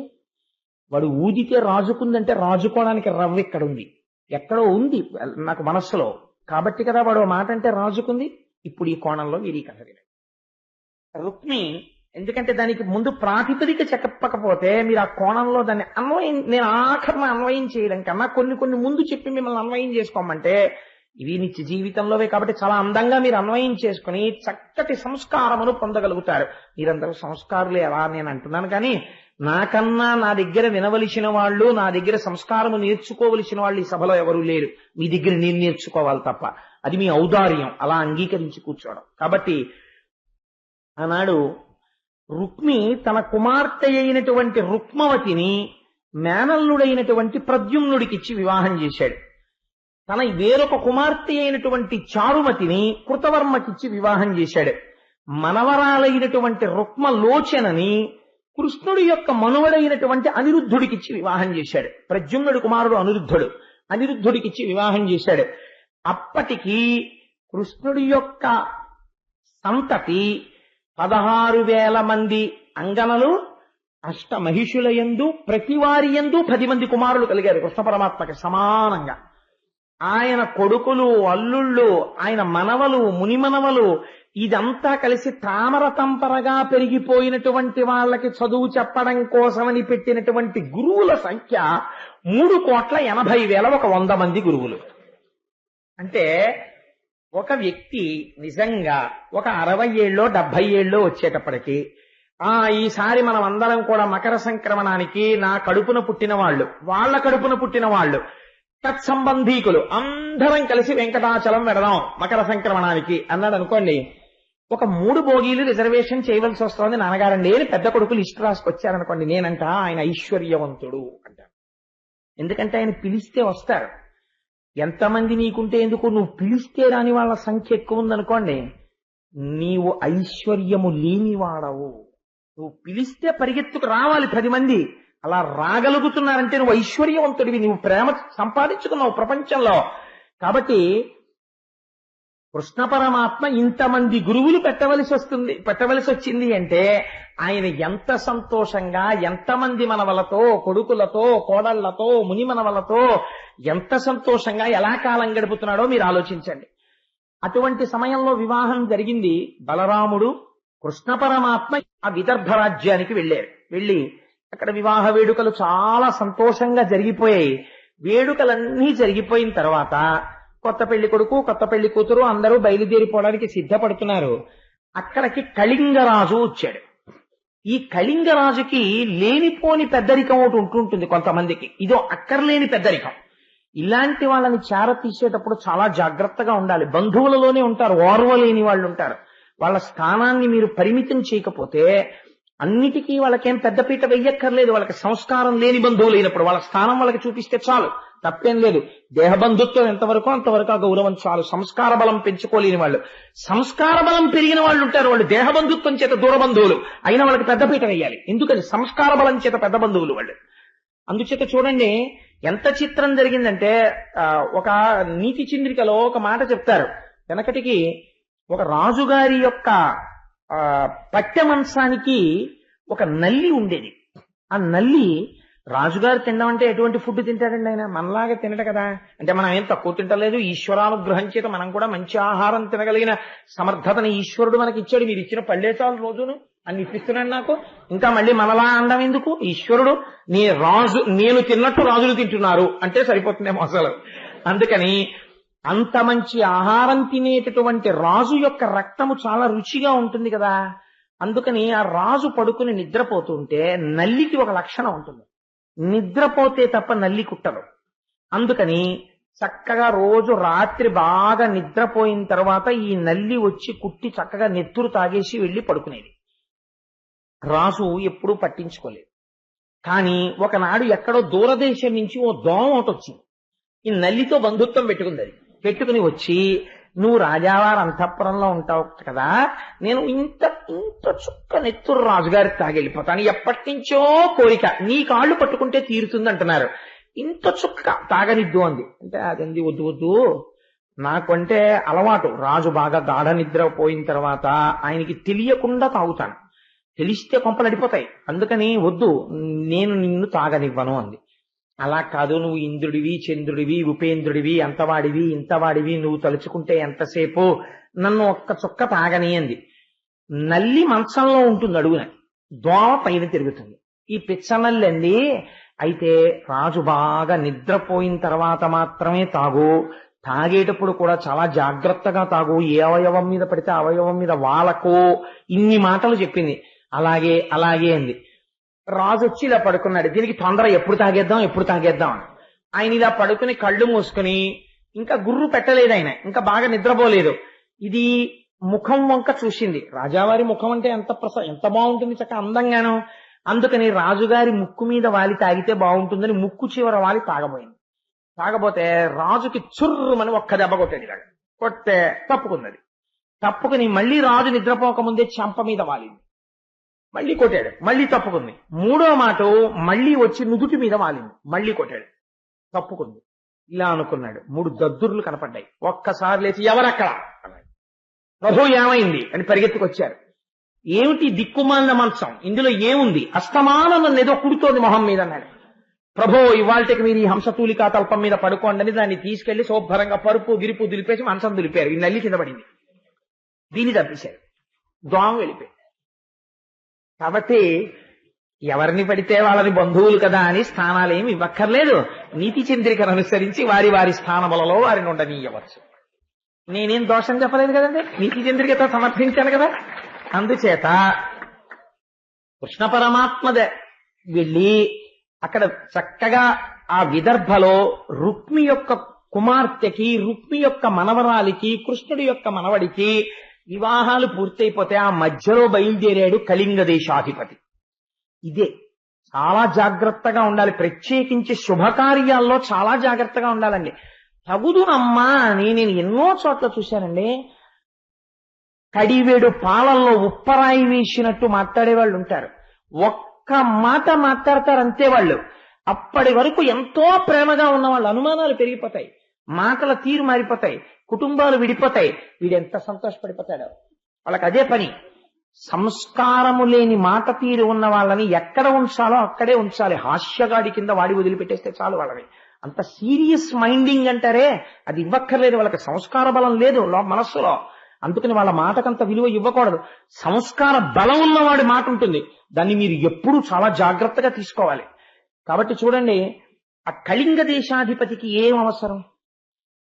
ఒకప్పుడు ఈ రుక్మి తన చెల్లెల్ని కృష్ణుడు ఎత్తుకుపోతున్నాడని చెప్పి పెద్ద యుద్ధానికి వెళ్ళాడు కదా. ఇవాళ వీళ్ళు ఇంత కలిసిపోయారు, మళ్ళీ బంధుత్వాలు కలిసిపోతున్నాయి. వీళ్ళ కొడుకుని తీసుకెళ్లి మళ్ళీ వీడి మనవరాల్ని కూతుర్ని కూడా రుక్మి తీసుకెళ్లి మేనల్లుడికి ఇచ్చేశాడు, వాళ్ళ మనవడికి ఇచ్చాడు. వీళ్ళు ఇంత అన్యోన్యం అయిపోవడమా అని కళింగ దేశాధిపతి కడుపు మండిపోయింది. అసలు వీడి కడుపు మండిపోవడం ఎందుకు? ఊదాడు. ఊదితే ఎందుకు రగులుకోవాలి? రవ్వ ఉంది కాబట్టి. ఎలా ఊదాడు? రుక్మి దగ్గరికి వెళ్ళాడు. వెళ్ళి, ఏమయ్యా నీకేమైనా బుద్ధి ఉందా? అంత తొందరగా మర్చిపోయామిటయా? నీ కూతుర్ని పట్టుకెళ్ళి కృష్ణుడి కొడుక్కిచ్చి వివాహం చేస్తావా? నీకు గుర్తుందా? ఆ రోజున ఉత్తరీయం తీసి నిన్ను బండి చక్రానికేసి కట్టేసి రేవుల వారం గొరిగి అని కత్తి పెట్టి నీ జడలు పాయలు పాయలుగా వదిలిపెడితే రాజులందరూ నిన్ను చూసి నవ్వితే భోజకటకాన్ని రాజధానిగా చేసుకుని ఉండిపోయావు. అంత అవమానం చేశాడు. నువ్వు శిశుపాలుడికిచ్చి వివాహం చేద్దాం రుక్మిణిని సిద్ధం చేశావు. తను ఎత్తుకుపోయి హాయిగా ద్వారకలో రుక్మిణీదేవిని వివాహం చేసుకున్నాడు. ఇవాళ ఆ రుక్మిణీదేవికి కృష్ణుడి యందు పుట్టిన కొడుక్కి నీ కూతురునిచ్చి పెళ్లి చేస్తావా? ఇంత తొందరగా ఎలా మర్చిపోయావా? ఈ అవమానం. పర్వాలేదు, నీ మనసు మంచిదే, చాలా తొందరగా మర్చిపోతావు అవమానాలు అన్నాడు. ఊదాడు, అంటుకుంది నిప్పు. ఎలా మళ్ళీ నేను తిరిగి అవమానించగలను అన్నాడు. అంటే చూడండి, పాలకొండలో ఉప్పరాయి. ఈ సంఘటనలు పురాణంగా వినడానికి కాదండి, జీవితంలో. అందుకే భాగవతం చదువుకోండి, భాగవతం వినండి అని ఎందుకంటారో తెలుసా? జీవితాన్ని దిద్దుకోవడం అలవాటు అవుతుంది. భాగవతం వంట పట్టిందనుకోండి, మీ జీవితాన్ని మీరు ప్రశాంతంగా ఉంచుకోగలరు. అనవసరపు వాళ్ళని మీ జీవితంలోకి ప్రవేశించనివ్వరు. వాళ్ళ మాటలకి మీరు పెద్ద విలువ ఇవ్వరు. ఇలాంటి సంఘటనలు జ్ఞాపకానికి వస్తాయి. ఓహ్, ఇది నా జీవితంలో అశాంతి రేపుతుంది, దానికి ఎక్కువ విలువ ఇవ్వకూడదు అని తెలిసిపోతుంది మీకు. కాబట్టి చూడండి, ఎప్పుడైతే మనస్సులో ఈ భావన కలిగిందో నేను ఎలా అవమానించను బలరామకృష్ణుల్ని అని అడిగాడు. అడిగితే ఆ కళింగ భూపతి చెప్పాడు, ఏమీ లేదయా, బలరాముడికి జూదం ఆడడం అంత బాగా రాదు, కానీ ఒక మర్యాద ఒకటి ఉంది. జూదానికి రమ్మంటే రాననకూడదు ఆ రోజుల్లో. కాబట్టి జూదానికి రమ్మని పిలు, వస్తాడు. ఆడ్డం రాదు కదా, పందాలు పెట్టు, వరుసగా ఓడిపోతాడు. ఓడిపోయినప్పుడల్లా నీ పళ్ళు కనపడేటట్టు నవ్వుతుంది, ఇకిలించు. కుపితుడైపోతాడు బలరాముడు. అన్నగారు అలా ఓడిపోతూ నీవు నవ్వుతుంటే కృష్ణుడి మనస్సు ఖేద పడిపోతుంది. అలా నువ్వు నీకు వచ్చిన పాచికలతో వాళ్ళని అవమానం చెయ్యి. ఇప్పటి వరకు వాళ్ళు కలిసిపోయి ఎంత సంతోషంగా ఉన్నారో. లేనిపోని విరోధానికి, లేనిపోని అవమానాలకి ప్రయత్నం చేస్తే జీవితాంతం కలిసి ఉండవలసిన వాళ్ళు ఎవరి మాటలు పడితే వాళ్ళ మాటలు నమ్మి ఆప్తులైన వాళ్లతో, తమ జీవితాలకి సుఖశాంతులు ఇవ్వవలసిన వాళ్లతో వైరాలు తెచ్చుకోకూడదు. చాలా జాగ్రత్తగా కలుపుకోవాలి, ప్రయత్నం చెయ్యాలి. కాబట్టి ఏం చేశాడు అంటే బలరాముణ్ణి జూదానికి పిలిచాడు. పిలిచి పాచికలు మొదలుపెట్టాడు. 10, 20, 30, 50 వడ్డడం మొదలెట్టాడు. ప్రతి ఆటలో బలరాముడు ఓడిపోయాడు. ఓడిపోయినప్పుడల్లా పళ్ళన్నీ కావాలని బయటికి పెట్టి ఇకిలించేవాడు. ఇకిలించి ఎలా ఓడిపోతున్నాడో చూడండి అని పెద్ద కేకలేసి పొట్ట చెక్కలైపోయేటట్టు నవ్వుతుండేవాడు. సహిస్తున్నాడు బలరాముడు, చూస్తున్నాడు కృష్ణుడు. కాబట్టి ఇది అగ్నిపర్వతం. అది అగ్నిపర్వతం అని తెలియక, పేలుతుందని తెలియక అస్తమానం అగ్గిపుల్ల తెచ్చి వెలిగిస్తున్నాడు. వీడి అదృష్టం గాలి కారుతోంది, అది అంటుకుంది అనుకోండి, అంటించిన వాడు ముందు ఎగిరిపోతాడు కదండి. కాబట్టి కృష్ణుడు చూస్తున్నాడు. చెయ్యని అవమానం ఎప్పుడో పేలుతుంది పర్వతం. బలరాముడికి ఔద్ధత్యం వచ్చిందనుకోండి, కోపం వచ్చిందనుకోండి, వాడు వెళ్ళిపోతాడు. నాకెందుకు? వాడు బాగా చెయ్యిని చేస్తే రుక్మిణీదేవికి నా మీద కోపం వస్తుంది అనుకుంటున్నాడేమో. రుక్మిణీదేవి నన్ను అర్థం చేసుకోగలదని కృష్ణుడు అలా చూస్తున్నాడు. అన్నీ ఎరుగున్నవాడు కాబట్టి ఏమీ తెలియని వాళ్ళ చూస్తున్నాడు. ఏమైంది? ఆఖరణ బలరాముడికి కోపం వచ్చి 1,00,000 రూకలు ఒడ్డాడు. ఒడ్డి ఆట ఆడాడు. బలరాముడు గెలిచాడు. గెలిస్తే నేను గెలిచాను అన్నాడు బలరాముడు. నువ్వు గెలవలేదు అన్నాడు రుక్మి. నేను గెలిచాను ఆటలో అన్నాడు బలరాముడు. నువ్వు గెలవలేదు అన్నాడు. అక్కడ కళింగ భూపతి మొదలైన వాళ్ళు కూర్చుని అప్పటి వరకు బలరాముడు ఓడిపోతే నవ్వి రెచ్చగొడుతున్నారు రుక్మిణి. వాళ్ళని అడిగాడు, ఈ ఆట నేను గెలిచాను కదా అన్నాడు. వాళ్ళు మాట్లాడలేదు. వాళ్ళకి కావలసింది రుక్మికి బలరాముడికి వైరం పెరగాలి. రెచ్చగొట్టే వాళ్ళ స్వభావం అలా ఉంటుంది. అందుకని వాళ్ళు ఊరుకున్నారు, రుక్మి పక్షం పట్టుకున్నట్టుగా. వెర్రి రుక్మి అనుకున్నాడు, వీళ్ళందరూ నా పక్షం అని. నీకు ఆట తెలియదు, పాట తెలియదు, ఈ ఆట నువ్వు ఓడిపోయావు అన్నాడు. అయితే బలరాముడు అన్నాడు, సరే వేరొకసారి 1,00,000 ఒడ్డుతున్నాను అని మళ్ళీ ఆడాడు. ఈ మాట బలరాముడే గెలిచాడు. మళ్ళీ ఇప్పుడు నేను గెలిచానన్నాడు. నువ్వు లేదు నువ్వు ఓడిపోయావు, నీకు ఆట తెలియదు అన్నాడు రుక్మి. అశరీరవాణి పలికింది. లేదు, బలరాముడు గెలిచాడు ఈ ఆటలో. అంటే ఎవరి ధర్మమును పట్టుకుని ఉంటున్నారో, సంయమను పట్టుకుంటున్నారో వాళ్ళ వైపు ఈశ్వరుడు వహిస్తున్నాడు.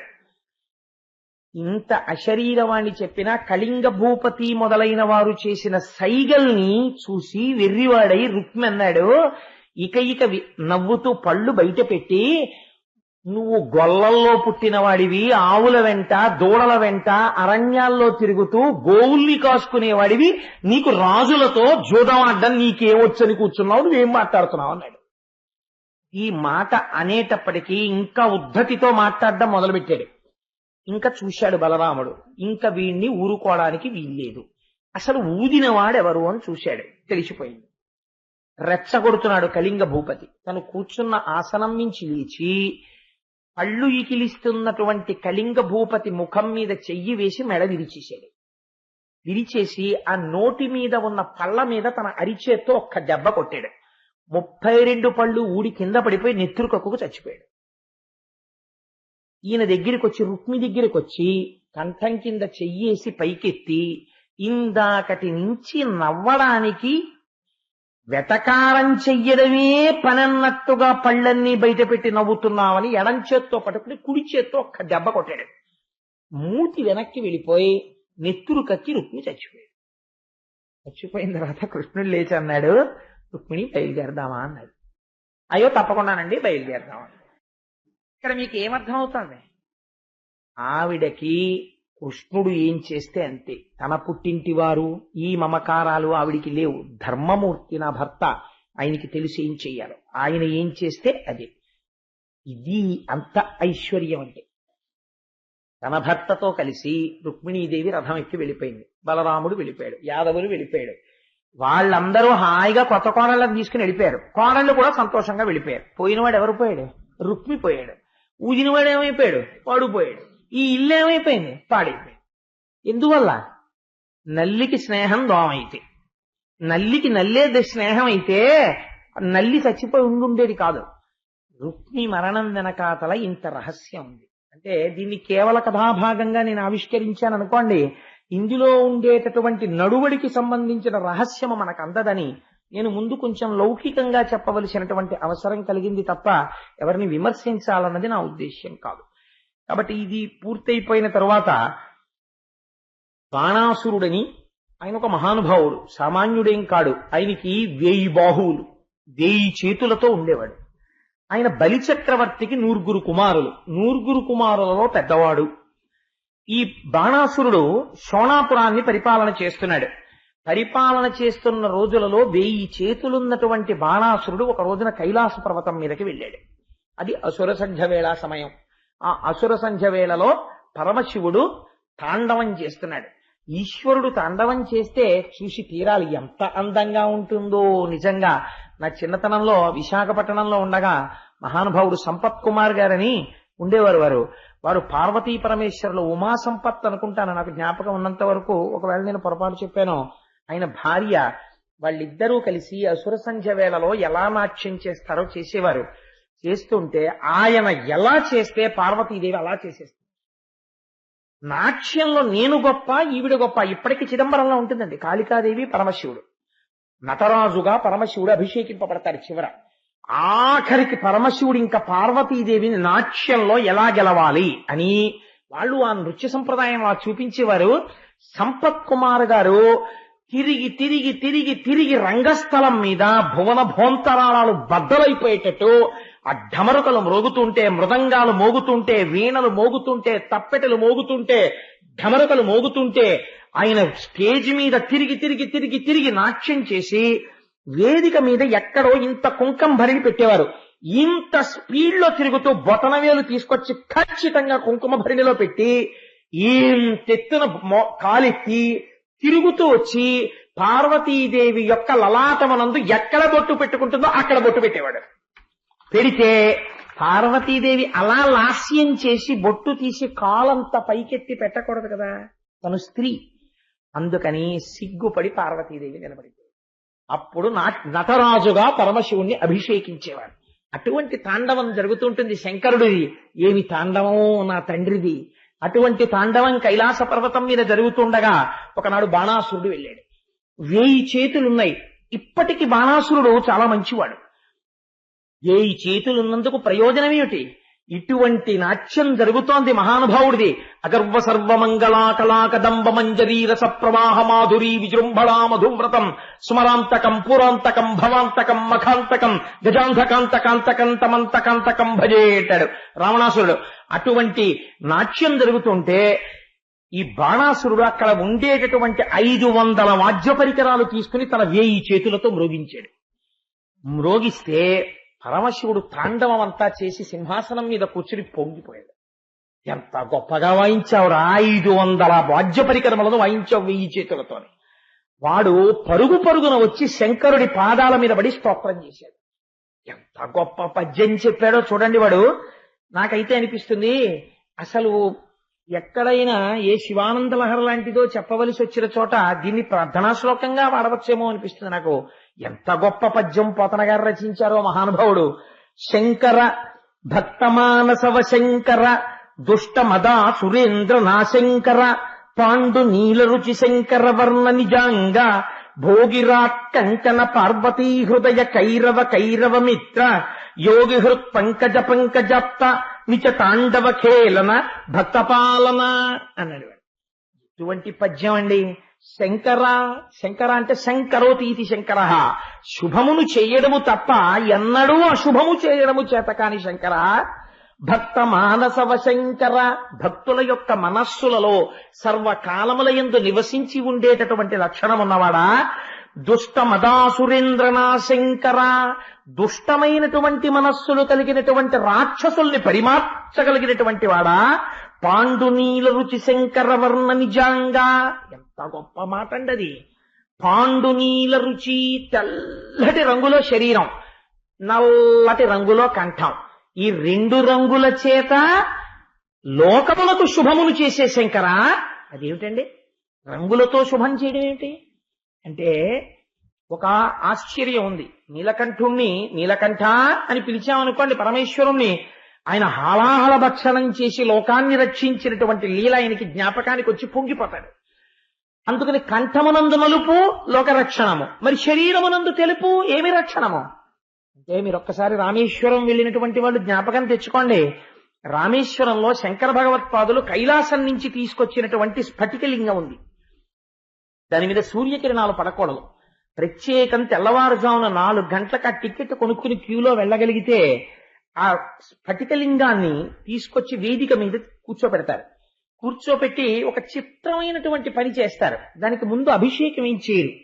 దాని ముందుకి తీసుకెళ్లి ఒక ఎర్రటి పువ్వు ఇలా చూపిస్తారు. చూపిస్తే ఆ శివలింగం అంతా ఎర్రగా అయిపోతుంది. ఒక పసుపు పువ్వు చూపిస్తారు, శివలింగం అంతా పసుపు అయిపోతుంది. ఒక శంఖం పువ్వు తీసుకొస్తారు, నీలంగా అయిపోతుంది. అన్ని తీసేస్తారు, స్ఫటికలింగం ఒక్కటి తెల్లగా ప్రకాశిస్తుంటుంది. ఇప్పుడు దాని మీద పాలు పోశారనుకోండి తెల్లగా ఉంటుంది, గంధోదకం పోశారనుకోండి పచ్చగా ఉంటుంది. మీరు ఏ రంగు పోస్తే ఆ రంగులో ఉంటుంది, దాని రంగు మాత్రం తెలుపు. దాంట్లో ఉన్న రహస్యం ఏమిటో తెలుసా అండి? అన్ని రంగులు తెలుపులోంచి వస్తాయి, అన్ని రంగులు తెలుపులోకి వెళ్ళిపోతాయి. అసలు ఈశ్వరుడు శుద్ధ బ్రహ్మం, ఆయనకి ఏ నామరూపాలు ఉండవు. దాని ముందుకు మీరు తీసుకొచ్చి ఏది పెడితే ఆ రంగులో కనపడినట్టు మీరు ఏ నామరూపాలతో చూస్తే అలా కనపడుతుందండి. కానీ ఆయన నామరూపాతీతమైన బ్రహ్మము, బంగారము వంటి వాడు. మీరు ఆభరణములు చూస్తున్నారు, అది స్ఫటికలింగంగా జ్ఞానప్రదాత, తెల్ల రంగు చేత. కాబట్టి ఎంత గొప్ప మాట అన్నాడో చూడండి. పాండునీల రుచి శంకర వర్ణ నిజాంగా భోగిరాట్ కంకణ. పాములకన్నింటికీ కూడా గొప్పవాడు వాసుకి. అటువంటి వాసుకిని ఆయన కంకణం కింద పెట్టుకుంటాడు చేతికి. అందుకని వాసుకిని కంకణముగా ధరించినటువంటి వాడా.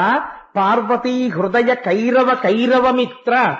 మళ్ళీ ఆ మాట 2 మాటలు తిప్పడంలో ఉన్నటువంటి అర్థం, కవిత్వంలో ఉండేటటువంటి చమత్కారం.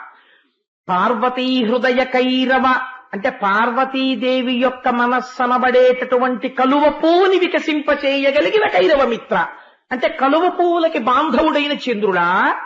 అంటే పరమశివుని యొక్క చూపు పడితే ఆవిడ హృదయము వికసిస్తుంది. పార్వతీదేవి యొక్క హృదయము వికసనము పొందేటట్టు భర్తగా నిలబడగలిగినటువంటి స్థితిని పొందినవాడా. యోగి హృత్ పంకజ పంకజాప్త. పంకజ అంటే బురదలోంచి పుట్టింది, మహాపురుషులైనటువంటి వారి జన్మ కూడా వేరుగా ఉండదు. వాళ్ళు సంసారంలోనే ఉండి తరించినటువంటి వాళ్ళు కాబట్టి వారు సంసారమునందు ముందు ఉన్నవాళ్లే. వాళ్ళు అందరిలా ఓ తల్లి కడుపు నుంచి పుట్టిన వాళ్లే. కాని పంకజము అంటే బురదలో పుట్టి సూర్యకిరణముల చేత విచ్చుకుంటుంది. బురదలో ఉన్న బురద చేత వికసించదు, సూర్యకిరణముల చేత వికసిస్తుంది. అందుకని యోగి పురుషులైనటువంటి వారి హృదయములనబడేటటువంటి తామర పువ్వులను వికసింపచేయగలిగినటువంటి సూర్యుడుగా ప్రకాశించేటటువంటి స్వరూపమున్న శంకర, నిజ తాండవ ఖేళన, అద్భుతమైనటువంటి తాండవము చేసేటటువంటి వాడా. ఆ తాండవం చేత సృష్టికర్త, స్థితికర్త, ప్రళయకర్తగా చెప్పబడతాడాయన. కాబట్టి నిజ తాండవ ఖేళన భక్తపాలన, భక్తులను పరిపాలించేటటువంటి వాడా నీకు నమస్కారం అన్నాడు. ఆ పాదముల దగ్గర కూర్చుని బాణాసురుడు చేసినటువంటి స్తోత్రం విని పొంగిపోయి శంకరుడు అన్నాడు, ఏం కావాలి నీకన్నాడు. అనేటప్పటికీ వాడిలో ఉన్న ఆసురీ ప్రవృత్తి బయటికి వచ్చింది. వాడు ఎంత చిత్రమైన కోరాడో చూడండి. దేవా మదీయ వంచితము తేటపడన్నిటు విన్నవించదన్, నీవును అద్రినందనయు నెమ్మిని నాపురి కోటవాకిటిం కావలియుండి, నన్ను కృప కావుము భక్త ఫలప్రదాత, ఓ భావ భవారి నీ చరణ పద్మములెప్పుడు ఆశ్రయించదన్. ఈశ్వరా, నేను సంతతము నీ యొక్క పాదములను ఆశ్రయించి ఉంటాను. నువ్వు మాత్రం నాకు ఒక ఉపకారం చేసి పెట్టాలి. అద్రితనయతో కలిసి అంటే పార్వతీదేవితో కలిసిన వాడవై నేను కోట లోపల ఉంటే నువ్వు కోట బయట కాపలా కాస్తూ ఉండాలి. అలా నువ్వు కాపలా కాయాలి ఈశ్వరా, ఇది నా కోరిక. నువ్వు భక్త పాలనవ శంకర, భక్తుల యొక్క కోరికలు తీర్చడంలో వశుడవైపోయేవాడివి కదా, అందుకని నాకు ఈ కోరిక తీరుస్తావా అన్నాడు. శంకరుడు చిత్రంగా చూసి, ఏమి భక్తులరా, ఏమి కోరికలరా అనుకున్నారు. ఈశ్వరుడి దగ్గర ఉన్న లక్షణం ఏమిటో తెలుసా అండి? గోపబాలురయందు పుట్టి ఆవుల వెనక తిరగడంలో కృష్ణుడి కారుణ్యం ఎటువంటిదో, బాణాసురుడు ఈ మాట అడిగితే నీ కోటకి నేను కాపలా కాయడం ఏమిటి, నువ్వు లోపల పడుకోవడం ఏమిటి, ఏమిట్రా ఈ పని, నువ్వు నన్ను అడగచ్చా అని అడగలేదు శంకరుడు. అలాగే పదరా అన్నాడు అని పార్వతీదేవిని తీసుకుని నందివాహనం ఎక్కి వెళ్ళిపోయాడు. ఎక్కడుండాలి? సెక్యూరిటీ గార్డ్ అపాయింట్మెంట్ ఆర్డర్ ఇచ్చారనుకోండి, సెక్యూరిటీ గార్డ్ అపాయింట్మెంట్ ఆర్డర్ ఇచ్చిన తర్వాత ఆఫీస్ లో ఏసీ ఛాంబర్ లో కూర్చుంటానంటే కుదరదు కదా. బయట ఓ చిన్న పోస్ట్ ఒకటి ఉంటుంది.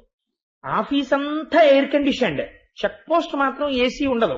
వాడు ఎప్పుడు లాఠీ పట్టుకుని రోహిణీ కార్తిలో ఎంత టెంపరేచర్ ఉన్నా లోపలికెళ్లే వాళ్ళు మాత్రం కాటన్ షర్ట్స్ ఇన్షర్ట్ చేసుకుని ఏసీలోకి వెళ్ళిపోయి కూర్చుంటారు.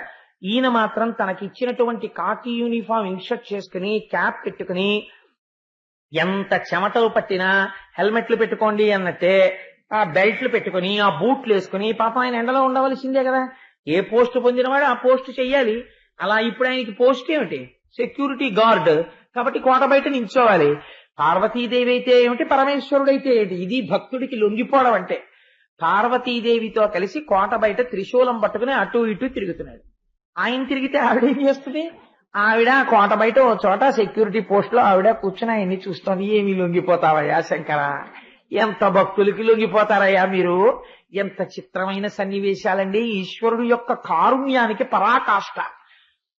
ఈయన వెళ్ళిపోతే వీళ్ళందరూ పోన్లేదు, గురువుగారు ఎక్కడికో క్యాంప్ వెళ్ళారు, మనం ఈ లోపల సరదాగా హాయిగా కైలాసంలో ఏవో ఇండోర్ గేమ్స్ ఆడుకుందాం, లేకపోతే వాలీబాల్ ఆడుకుందాం అని చెప్పి వాళ్ళు ఆడుకోరు. ఆయన ఎక్కడుంటే వాళ్ళు అక్కడ ఉంటారు. అందుకనే ఆయన వెనకాతల సుబ్రహ్మణ్యేశ్వర స్వామి, విఘ్నేశ్వరుడు, ఆ తర్వాత సిద్ధి బుద్ధి, వల్లి దేవసేన, ఆ తర్వాత ఆయన వెనకాతల నందీశ్వరుడు, భృంగీశ్వరుడు, చండీశ్వరుడు, వీళ్ళు ప్రమదగణాలు, భూతగణాలు అన్ని కూడా వెళ్ళిపోయి వాళ్ళు ఎక్కడుంటారు. ఈశ్వరుడు ఎక్కడుంటే అక్కడ.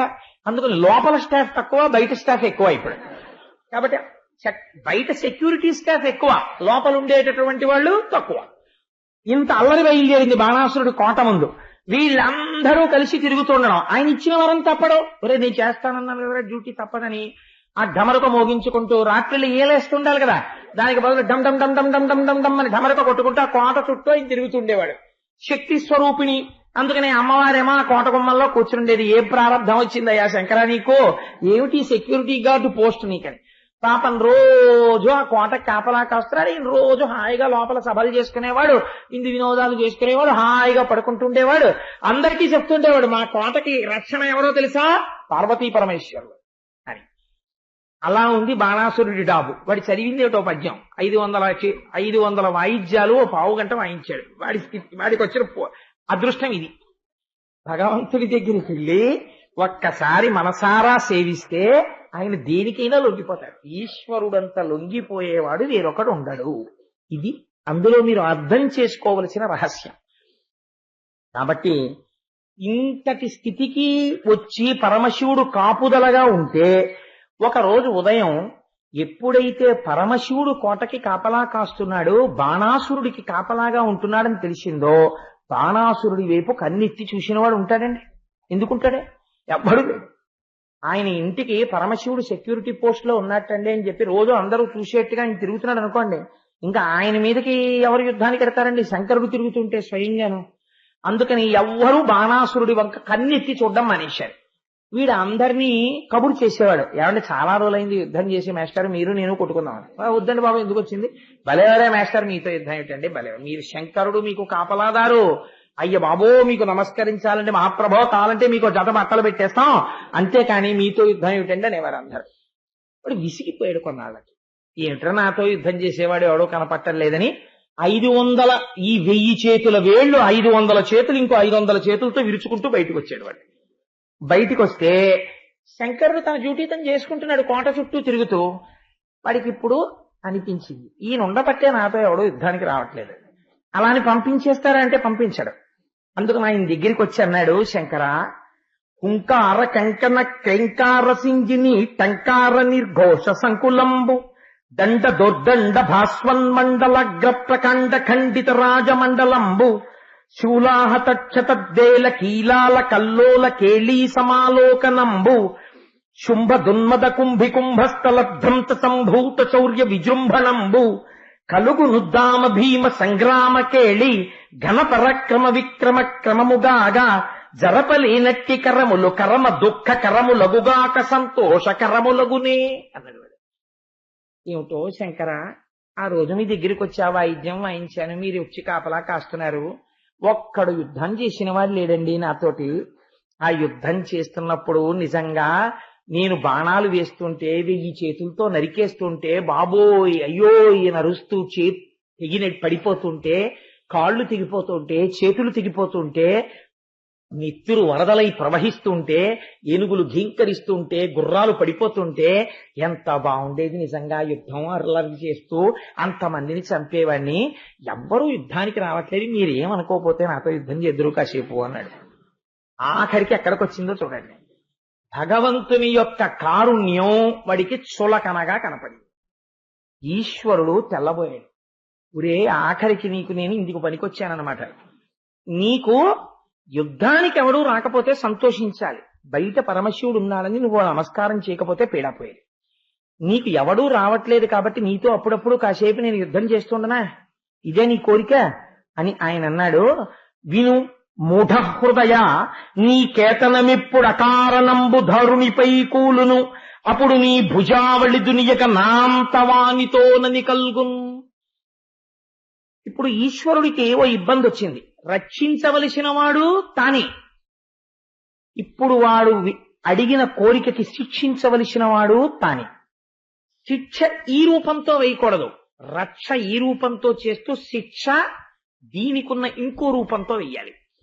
కానీ రక్ష చేస్తున్నట్టుగా దీంతో కనబడాలి, శిక్ష ఇంకో రూపంతో చేయించాలి. నాతో సమానమైన వాడు ఇంకోడు వస్తాడు రా నీ దగ్గరికి, వాడు వచ్చినప్పుడు నీ తేట తీరిపోతుంది. నీ తేట తీరిపోయే రోజు వచ్చిందని గుర్తేమిటో తెలుసా? అకారణంగా నీ రథం మీద ఉన్న జెండా విరిగి కింద పడిపోతుంది. అప్పుడు నీకు తగిన యుద్ధం దొరుకుతుందిరా. ఈ బాహువులు 1000 ఉండడం వల్ల వచ్చింది కదా నీ తేట, ఆ రోజు నీ చేతులు తెగిపోతాయి. అప్పటితో నీకున్నటువంటి ఈ వ్యగ్రత పోతుంది, సరేనా అన్నాడు. వాడండి ఎంత సంతోషపడిపోయాడో, నా చేతులు తెగ్గొట్టగలిగినంత యుద్ధం వస్తుందిట, ఈశ్వరా చాలా సంతోషం అని వెళ్ళిపోయాడు. అంటే అప్పటికి వాడి మనస్థితి అలా ఉంది, వాడికి తెలియదు అటువంటి యుద్ధం అంటే ఎవరు వస్తారో. కాబట్టి శివుడు ఇప్పుడు ఎవరిగా రావాలి? కేశవుడిగా రావాలి, స్థితికారుడే. అర్థం చేసుకుంటే పురాణాన్ని అలా ఉంటుంది, అర్థం చేసుకోలేదనుకోండి శివకేశవులు కొట్టుకున్నారని ఉంటుంది. నీ అజ్ఞానాన్ని బాణాసురుడి స్థాయికి తీసుకొస్తుంది. కాబట్టి ఇప్పుడు ఏమైంది అంటే ఈశ్వరుడు ఒక చమత్కారం చేశాడు. మీరు బాగా గమనించండి. సమర్థుడైనటువంటి కాపలాదారు బయట ఉన్నాడనుకోండి, ఈగ లోపలికి రాలేదు కదండి. ఈగ లోపలికి వచ్చేసింది అనుకోండి, బయట ఉన్నవాడు సమర్థుడన్నా కాకపోయి ఉండాలి, లేదా తనిచ్చినటువంటి మాట నిజం చేయడానికైనా అయి ఉండాలి. శివుడు ఒక మాట అన్నాడు, నాతో సమానమైన వాడు ఒకడు వచ్చి నీ భుజాలకున్న తీట తీర్చేస్తాడన్నాడు. కాబట్టి ఎవడో ఒకడు లోపలికి రావడాన్ని శివుడు అంగీకరిస్తాడు. ఆ విషయంలో తను జోక్యం చేసుకోడు. అంటే బాణాసురుడి పతనం ఎవరో ఒకడు లోపల, బాణాసురుడికి ఇష్టం లేని వాడు లోపలికి వచ్చేసినప్పుడు ప్రారంభం అవుతుంది. అంతే కదండి కథాభాగంలో. కాబట్టి ఇప్పుడు అవతరించండి. ఒక చిత్రం జరిగింది. మంచి యవ్వనంలో ఉండి చాలా సౌందర్యవంతురాలైనటువంటి ఒక కుమార్తె ఉన్నది బాణాసురుడికి. ఆవిడ పేరు ఉషా. ఆవిడ ఉషాకన్య అని పిలిచారు. ఆ ఉష చాలా సౌందర్య రాశి. ఆ ఉష ఒక రోజు రాత్రి నిద్రపోతోంది. నిద్రపోతున్నప్పుడు ఆవిడకి అసలు ఒక పురుషుడు ఒకడున్నాడు, వాడు ఇలా ఉంటాడు, ఆవిడికి ఏం తెలియదు. నిద్రపోతున్నటువంటి ఉష యొక్క కళలోకి కృష్ణ భగవానుని యొక్క మనవడైనటువంటి అనిరుద్ధుడు వచ్చాడు. వచ్చి ఆమెతో రమించాడు. ఆవిడికి రమించిన సుఖానుభూతి స్పష్టముగా తెలిసింది కొన్ని కొన్ని గుర్తుల చేత. ఇంకంతకన్నా నీ చెప్పక్కర్లేదు. ఆవిడ నిద్ర లేచింది. నిద్ర లేచింది కానీ ఆవిడ నిన్న రాత్రి నిద్రపోయినప్పుడు పొందినటువంటి సుఖాన్ని ఆవిడ ఏ పురుషుణ్ణి కలలో చూసిందో ఆ పురుషుడి కోసమని ఆవిడ మనస్సు గతి తప్పి తిరగడం మొదలుపెట్టింది. కాబట్టి రోజు ఎలా ఉంటుందో అలా ఉండలేక మనస్సునందు చాలా దిగులు చెంది ఇంకక్కడి నుంచి ఏం ప్రారంభమవుతుంది? సరిగ్గా జడేసుకోదు, సరిగ్గా అన్నం తిందో, పళ్ళరసాలు తాగదు, చిలికెత్తలతో ఆడుకోదు, ఉద్యానవనానికి వెళ్ళదు, పువ్వులు తల్లో పెట్టుకోదు, ఒంటికి శీతలగంధం రాసుకోదు, లేత అరిటాకు చూస్తే భయపడిపోతుంది, విరహాగ్ని. ఇవన్నీ ప్రారంభం. కాబట్టి ఇప్పుడు ఇది ఎవరు గమనించాలి? అనుంగు చెలికెత్తే స్నేహితురాలైనటువంటి వారు ఎవరుంటారో వాళ్ళు గమనించాలి. కాబట్టి ఇప్పుడు మధ్యవర్తిత్వం చెయ్యాలి. ఇది ఒక అందమైనటువంటి విషయం. ఈ మధ్యవర్తిత్వం చేయడం అన్నది అందరూ చేసేటటువంటిది కాదు. ఇటువంటి ప్రణయం ఏర్పడినప్పుడు, ఇటువంటి పౌరాణికంగా ఈశ్వరానుగ్రహంగా ఏర్పడినప్పుడు చేయగలిగినటువంటి సమర్థత అందరికీ ఉండదు. చిత్రనళీయంలో ఆవిడ చెప్పుకుంటుంది, నేనెవరో తెలుసా? నలదమయంతుల మధ్య ప్రణయం నడిపిన దాన్ని. నలిన సంభవు సాహిణము వారు వంబులు కులము సాములు మాకు కువలయాక్షి చదలేటి బంగారు జలరుహంబుల తూండ్లు భోజనంబులు మాకు పువ్వు బోని సత్యలోకముదాక సకలలోకంబులు ఆటపట్టెలు మాకు అబ్జవదన మధురాక్షరములైన మా మాటలు వినంగ అమృతాంధ్యసుల యోగ్యులను పమాంగి భారతీదేవి ముంజేతి పలుక చిలుక సదయగ జయాన సద్బ్రహ్మచారి మాకు వేదశాస్త్ర పురాణాది విద్యలెల్ల తరుణీ ఈ ఆన ఘంటాపదంబు మాకు అని చెప్పిన రోజున హంస రాయబారంలో.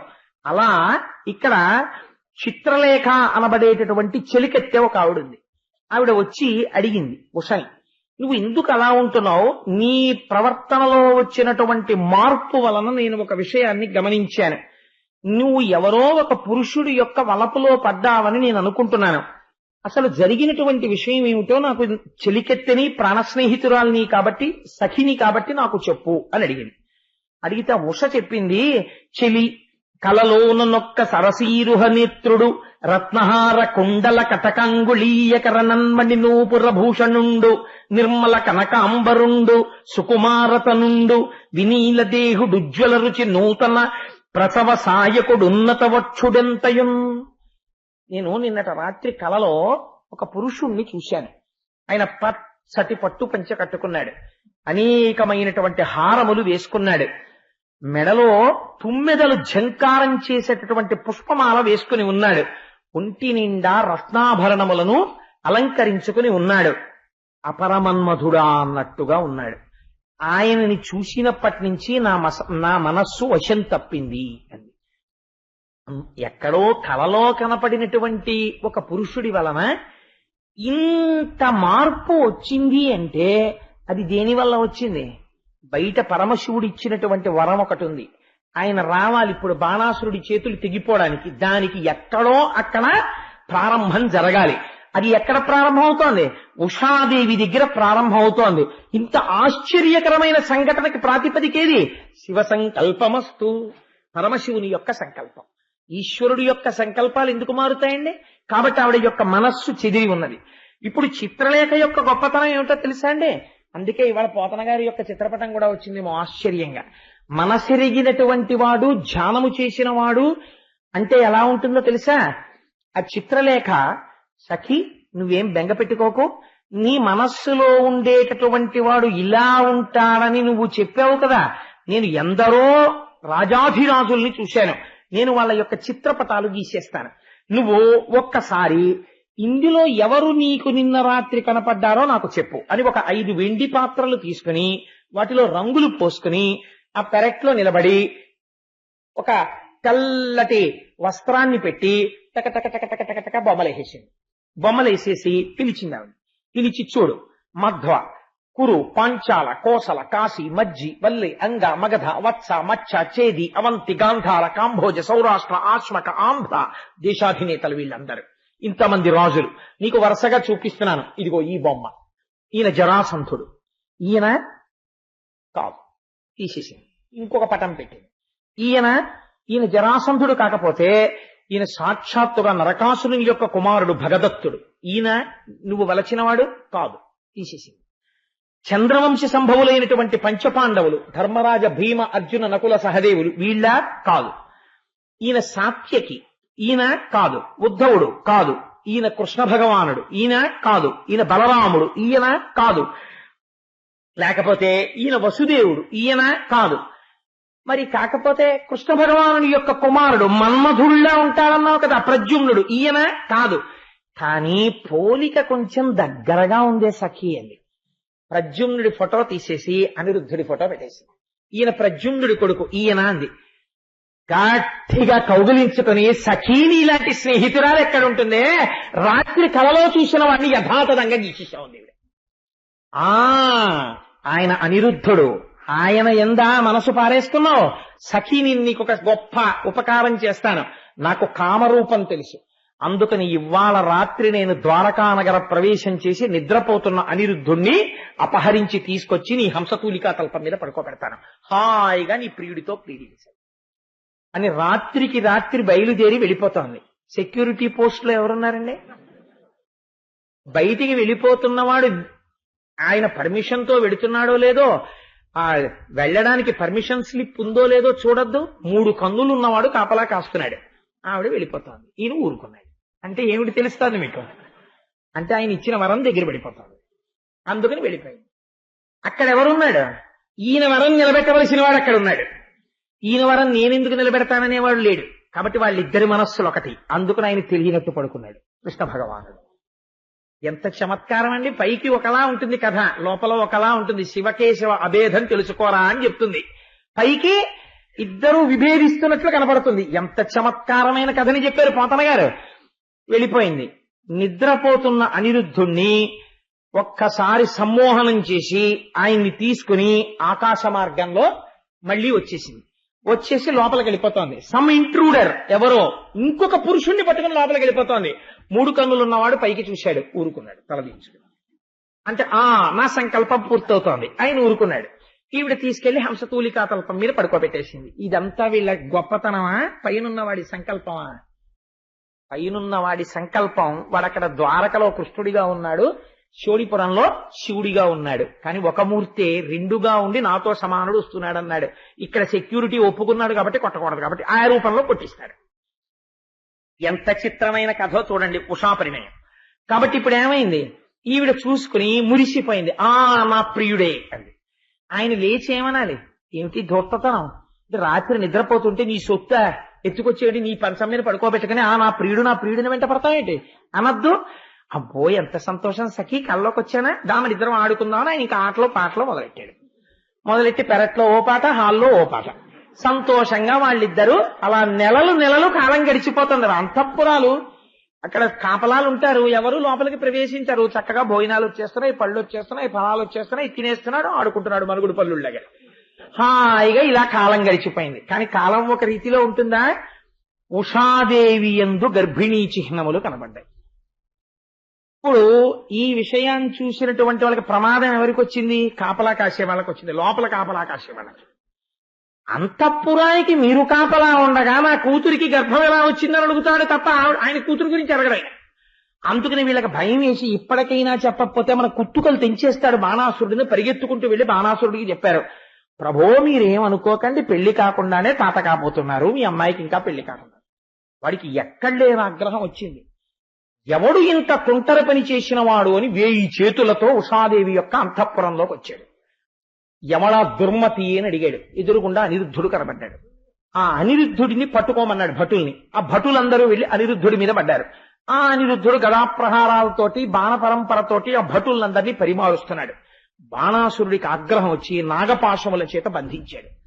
బంధింపబడి అనిరుద్ధుడు నిలబడిపోయాడు. ఉషాదేవి విలపిస్తోంది. ఇదే సమయంలో పరుగు పరుగున వచ్చారు అక్కడ ఉన్నటువంటి భటులు. ప్రభో మీ రథం మీద ఉన్నటువంటి జెండా విరిగి కింద పడిపోయింది అన్నాడు. అన్నాడు. ఇక్కడ విషయం వదిలేశాడు, అక్కడ పోయేవాడు. అంటే ఎవడో వచ్చేసాడనమాట నా 1000 చేతులతో యుద్ధానికి. ఎప్పటి నుంచి రానాకి కోరిక అన్నాడు. వాడు ఆసురీ ప్రవృత్తి ఎటువంటిదో చూడండి. కూతురు కూడా అక్కర్లేదు, యుద్ధం కావాలి వాడికి ముందు. అందుకని వాడు వీధిలోకి వెళ్ళి ఎవడరా ఎక్కడ అని చూస్తున్నాడు, వాడు ఎవరు వస్తున్నాడని. ఈలోగా మరి రావలసిన వాడు రావాలి. అందుకని టైం అయిపోయిందని అలారం బెల్ కొట్టేవాడు వాడు ఉన్నాడు. నారదుడు ఠంగున ద్వారకలో దిగాడు. దిగి ఏమీ ఎరగని వాళ్ళ అనిరుద్ధుడి కోసం వెతుకుతున్నట్టు నటిస్తున్నాడు కృష్ణ భగవానుడు. ఆ టైం అయింది, జెండా విరిగిపడిందని చెప్పాడు. అనిరుద్ధుడు అక్కడున్నాడు, నాగపాశాలతో బంధించాడు. కృష్ణ బయలుదేరు అన్నారు. వెంటనే బలరాముడు, కృష్ణుడు, సాత్యకి, ప్రద్యుమ్నుడు కొన్ని కోట్ల సైన్యంతో ఏకంగా నదులు పొంగి ప్రవహిస్తున్నాయా అన్నట్టుగా వెళ్ళిపోయి ఆ శోణపురం మీదకి యుద్ధానికి వెళ్ళారు. ఇంతమంది యుద్ధానికి వచ్చేశారనేటప్పటికీ వీడికి ఎక్కడలేని సంతోషం వచ్చేసింది బాణాసురుడికి. వాడి దగ్గరున్న గమ్మత్తు ఏమిటో తెలుసా అండి? వాడు శంకరుణ్ణి పిలిచన్నాడు, నువ్వు నన్ను రక్షణ చేయడానికి కదా కోటకి కాపున్నావు, కాబట్టి విష్ణువు లోపలికి రాకుండా యుద్ధం శక్తి వంచన లేకుండా నువ్వు చెయ్యాలి, అప్పుడే నువ్వు నా మైందు వరం నిలబెట్టినట్టు కదండి. ఒరే నువ్వు అడిగావు, కోరికలుగా వాడు వచ్చేసాడు నిన్ను కొట్టడానికి, మీ ఇద్దరు కొట్టుకోండి, నువ్వు కూర్చుంటే నేను ఒప్పుకోను. నువ్వు ఏ పోస్ట్ లో ఉన్నావు? కోట రక్షించేటటువంటి విధిలో ఉన్నావు. నువ్వు ఆ విధి తప్పుకుంటే కదా కోటలోకి జొరబడతాడు శత్రువు. అందుకని ముందు యుద్ధం నువ్వే చెయ్యాలి. భక్తవ శంకరుడు భక్తుడికి ఇచ్చిన మాట తప్పడానికి వీల్లేదు. కాబట్టి ఇప్పుడు ఏం చెయ్యాలి? కృష్ణుడితో యుద్ధం చెయ్యాలి. కృష్ణుడితో యుద్ధం చేసి కృష్ణుడిని ప్రతిఘటించేశాడు అనుకోండి, తనిచ్చిన వరం ఏమైపోవాలి? జెండా పడిపోయింది. కాబట్టి ఇప్పుడు బాణాసురుడు ఎప్పటికి బుద్ధి వస్తుంది వీడికి? కాబట్టి ఇప్పుడు కృష్ణుడి చేతిలో తాను ఓడిపోవాలి. ఇది భక్తవ శంకరుడంటే. కాబట్టి ఇప్పుడు ఏమవ్వాలి? యుద్ధము చెయ్యాలి, తాను ఓడిపోవాలి. కృష్ణుడికి తెలుసు శంకరుడు భక్తవ శంకరుడై నాతో యుద్ధం చేస్తున్నాడు, ఓడిపోతాడు. కానీ ఆయన ఓడిపోవడంలో అంత ఔదార్యం ఉంది.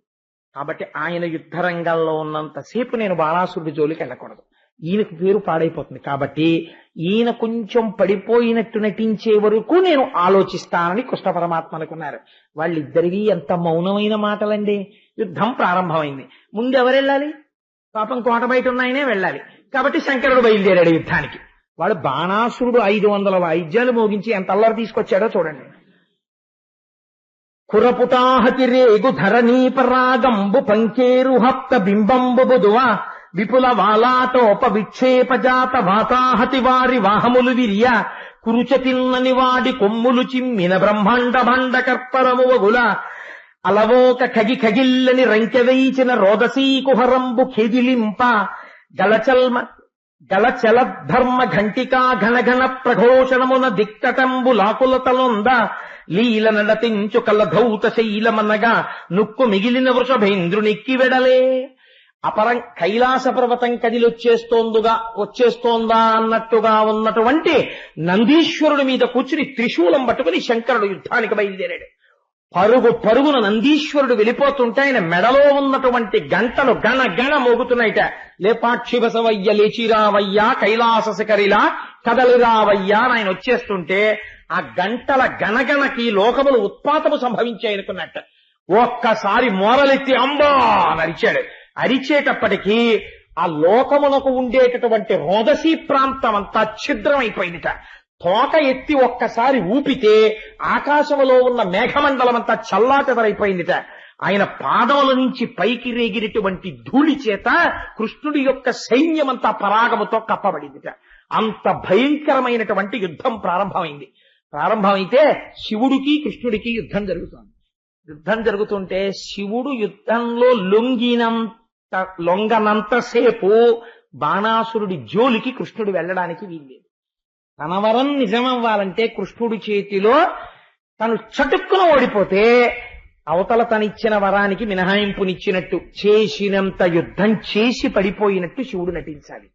కాబట్టి యుద్ధం చేసి చేసి చేసి చేసి కృష్ణుడి చేత ప్రయోగింపబడినటువంటి బాణపు దెబ్బకి నందీశ్వరుడి మీద వాలిపోయాట శంకరుడు. అప్పుడు బాణాసురుడి మీదకి యుద్ధానికి బయలుదేరాడు. ఈలోగా శివజ్వరం అనబడేటటువంటి శక్తి ఒకటి బయలుదేరి అది కృష్ణుడితో యుద్ధం చేస్తోంది. కృష్ణుడు వైష్ణవ జ్వరాన్ని ప్రకోపం చేశాడు. రెండు శక్తులు ఒకదానితో ఒకటి ఢీకొన్నాయి. ఢీకొంటే శివజ్వరం విష్ణువుని ప్రార్థన చేసింది ఆ రోజున. పారి ఏ దిక్కుగానక ప్రాణభీతి ఎనసి ఎచ్చుతూ ఆ హృషీకేశు పాద కంజముల పడినను కావు కావు మనుచు నిటల తట ఘటితాంజలి పుటయునగుచు. ఆ శివజ్వరం అంజలి ఘటించి నేను ఎటు పరిగెడితే అటువైపు విష్ణుజ్వరం కనబడుతోంది. ఓ అనంత శక్తిమంతుడా, బ్రహ్మాండములనంతటా వ్యాపించి ఉన్నవాడా, అనంతుడా, పరమాత్మ, నీ యొక్క మాయాశక్తి చేత నువ్వు ఈ లోకమునంతటినీ నామరూపములుగా కనపడేటట్టు చేయగలిగినటువంటి సమర్థుడవు, హేళగా పంచభూతములను సృష్టించిన వాడవు, త్రిగుణముల చేత మాయలో లోకాన్ని కప్పి ఉంచేటటువంటి వాడవు, అటువంటి ఈశ్వర నన్ను క్షమించు అని ఆయన పాదముల మీద పడితే ఇది విన్న వాళ్ళకి ఏం కలగాలంటే ఫలితం అంటే ఉషాపరిణయంలో పార్వతీ పరమేశ్వరుల వలన కృష్ణ భగవానుడి వలన లోకమునకు ఒక గొప్ప ప్రయోజనం వచ్చింది. శివకేశవులు యుద్ధం చేసుకుంటే అది పనికిరాని యుద్ధం అవదు, దానివల్ల లోకమునకు ఏదో ప్రయోజనం వస్తుంది. ఆ రోజున కృష్ణ భగవానుడు ఒక వరం ఇచ్చాడు. ఎవరు ఉషాపరిణయ ఘట్టంలో శివజ్వరం విష్ణుజ్వరం యుద్ధం చేయడం అనేటటువంటిది ఈ శివజ్వరం చేసిన శరణాగతి విన్నారో అటువంటి వారికి ఎప్పుడూ కూడా ప్రాణాంతకమైనటువంటిదిగా జ్వరము బాధించడానికి వీలు లేదు, నేను వరం ఇస్తున్నాను అన్నాడు. కాబట్టి ఎప్పుడైనా జ్వరము చేత బాధపడి ప్రాణాంతకం అవుతోందనుకుంటే ఉషాపరిణయం పారాయణం చేస్తారు ఒకసారి, ఈ శరణాగతి తత్వాన్ని ఒక్కసారి చదువుకోవడం కోసమని. కాబట్టి అంత గొప్ప వరాన్ని ఇస్తే ఆ రోజున శివజ్వరం ఉపశాంతి పొందింది. వెంటనే బాణాసురుడు యుద్ధానికి వచ్చాడు. పరమాత్మ చేసినటువంటి యుద్ధం వల్ల ఆ రోజున బాణాసురుడు పడిపోయేటటువంటి స్థితి వచ్చేసింది. తన కొడుకుని ఎలాగైనా రక్షించుకోవాలని బాణాసురుని యొక్క తల్లి అయినటువంటి కోటర ఆ రోజున యుద్ధానికి వచ్చి ఒంటి మీద ఉన్నటువంటి వలువలన్నింటినీ విప్పేసి జుట్టు విరబోసుకుని చేతులు పైకెత్తి హాహాకారం చేస్తూ కృష్ణుడికి ఎదురు నిలబడింది. ఒక స్త్రీ వివస్త్రయై జుట్టు విడివడి ఎదురు నిలబడితే ఛీ అని తల తిప్పుకుని ధనస్సు పక్కన పెట్టి కృష్ణ పరమాత్మ యుద్ధం ఆపేశాడు. బాణాసురుడు కోటలోకి పారిపోయాడు. మరునాడు మళ్లీ యుద్ధం ప్రారంభమైంది. అప్పుడు శంకరుడు ప్రార్థన చేశాడు కృష్ణుణ్ణి, నేను బయట కోట బయట రక్షణగా ఉన్నంత కాలం వీడు పడిపోవడానికి వీలు లేదు, వీడు ఇటువంటి వరం అడిగాడు. ఎప్పటికీ నేను వాడికి రక్షకుడని, నేను రక్షకుడిగా ఉండగా వాడు మరణించాడన్న మాట రాకూడదు, నేను భక్తవ శంకరుడను, కాబట్టి తగిన విధంగా నీవు వీడికి శిక్ష వేయవలసినది అని. అప్పుడు శివకేశవుల హృదయాలు ఒకరికొకరు తెలుసు, ఉన్నది ఒక్క పదార్థము రెండుగా కనపడుతోంది. కాబట్టి ఆ రోజున కృష్ణ భగవానుడు కరముల 4 కగ్రేసరుడై పొడడుంది జరామరణాది భయంబు దక్కి మనునితమీదన్ అని ఆ ఉన్నటువంటి బాహువులలో 996 బాహువులను తన యొక్క సుదర్శన చక్ర ధారల చేత తెంచేశాడు. 4 బాహువులు వదిలేశాడు. ఈ 1000 చేతులు ఉండబట్టి కదా వీడి ఇంత తిక్క పనులన్నీ చేస్తున్నాడు. ఈ 996 చేతులు తెగ నరికేసి 4 చేతులు వదిలేశాను. ఇప్పుడు ధర్మార్థ కామ మోక్షములు వాడికి తెలిసాయి. ఇప్పుడు వాడి శరీరమునందు రజోగుణ తమోగుణాలు లేవు, శుద్ధ సత్వంతో ఉంటాడు. ఈశ్వర, నీ భక్తులలో అగ్రేసరుడవుతాడు. బాణాసురుడు అంటే గొప్ప శివభక్తుడు అని చెప్పుకుంటారు. ఎక్కడ అసుర సంధ్య వేళలో బాణాసురుడి యొక్క చరిత్ర, ఉషా అనిరుద్ధుల చరిత్ర చెప్పుకుంటారో అక్కడక్కడ విజయములు సంభవిస్తాయి. అందుకని 4 చేతులతో వీడిని వదిలేస్తున్నాను. నీ పరివారంలో వీడు అగ్రేసరుడు అవుతాడు. ఇంకెప్పుడు వీడు ఉద్ధతితో కూడినటువంటి ప్రవర్తన వీడి యందుండదు అని ఆ రోజున కృష్ణ భగవానుడు వరమిచ్చాడు. శంకరుడు సంతోషాన్ని పొందాడు. ఇప్పుడు బాణాసురుడు పరమశివుని యొక్క పరివారంలో చేరిపోయాడు. కాబట్టి వాడు కూడా కైలాసం బయట కాపలా ఉండాలి, శంకరుడు కైలాసంలో కూర్చోవాలి. ఇప్పుడు వాడు తన నిజస్థితిని గుర్తించాడు. సంతోషంగా శంకరుడు కైలాసాన్ని చేరుకున్నాడు. ఇప్పుడు లోపలికి వెళ్లి కోటలోకి అనిరుద్ధుడికి ఉషాదేవికి వివాహం చేసి వాళ్ళకి వస్త్రాలు మాల్యాలు ఆభరణాలు బహూకరించి ఉషా అనిరుద్ధుల్ని కృష్ణ పరమాత్మతో ద్వారకా నగరానికి సాగనంపాడు. ఈ విధంగా ఉషాపరిణయం అనేటటువంటి ఘట్టము ఎన్నో రహస్యాల్ని ఆవిష్కరించింది. ఎవరు ఈ ఉషాపరిణయ ఘట్టాన్ని వింటున్నారో, ఎవరు బాణాసురుడు పరమశివుడంతటి వాణ్ణి తన కింకరుడిగా చేసుకున్నాడో, తుట్టతుదన 4 చేతులతో పరమశివుడికే కింకరుడయ్యాడో, ఈ ఘట్టాన్ని విని కృష్ణుని యొక్క విజయానికి మనసులో పొంగిపోయిన వాళ్ళు ఎవరుంటారో, ఆయన నామము ఎవరు చెప్తారో, అటువంటి శ్రీకృష్ణుని విజయంబకు ఈ కథ పఠించు వారలెప్పుడు జయము గైకొని ఇహపర సౌఖ్యములా కల్పోన్నతి వహింతురవనీనాథ. కల్పాంతము వరకు ఎవరు ఈ బాణాసుర కథ వింటున్నారో, కృష్ణ విజయాన్ని వింటున్నారో, వాళ్ళకి సమస్త విజయములు చేకూరుతాయి. అటువంటి వాళ్ళకి ఓటమి సంభవించదు. జయం కావాలనుకున్నటువంటి పరిస్థితులలో ఈ ఉషాపరిణయ ఘట్టాన్ని, బాణాసుర ఘట్టాన్ని ఒక్కసారి పారాయణ చేసుకుని బయలుదేరుతుంటారు. అంత గొప్ప ఆఖ్యానాన్ని ఈ రోజు పరమాత్మ మన చేత పలికించి మనందరినీ ఉద్ధరించాడు. భక్తరక్షక గోవింద గోవింద హరి గోవింద గోకుల నందన గోవింద కరుణాసాగర గోవింద గోవింద హరి గోవింద గోకుల నందన గోవింద శివకేశవమూర్తి గోవింద గోవింద హరి గోవింద గోకుల నందన గోవింద స్త్రీ పుంరూప గోవింద గోవింద హరి గోవింద గోకుల నందన గోవింద బిల్వపత్రార్చిత గోవింద గోవింద హరి గోవింద గోకుల నందన గోవింద భిక్షుక సంస్కృత గోవింద గోవింద హరి గోవింద గోకుల నందన గోవింద వడ్డీ కాసులవాడ గోవింద గోవింద హరి గోవింద గోకుల నందన గోవింద వానర సేవిత గోవింద గోవింద హరి గోవింద గోకుల నందన గోవింద దశరథనందన గోవింద గోవింద హరి గోవింద గోకుల నందన గోవింద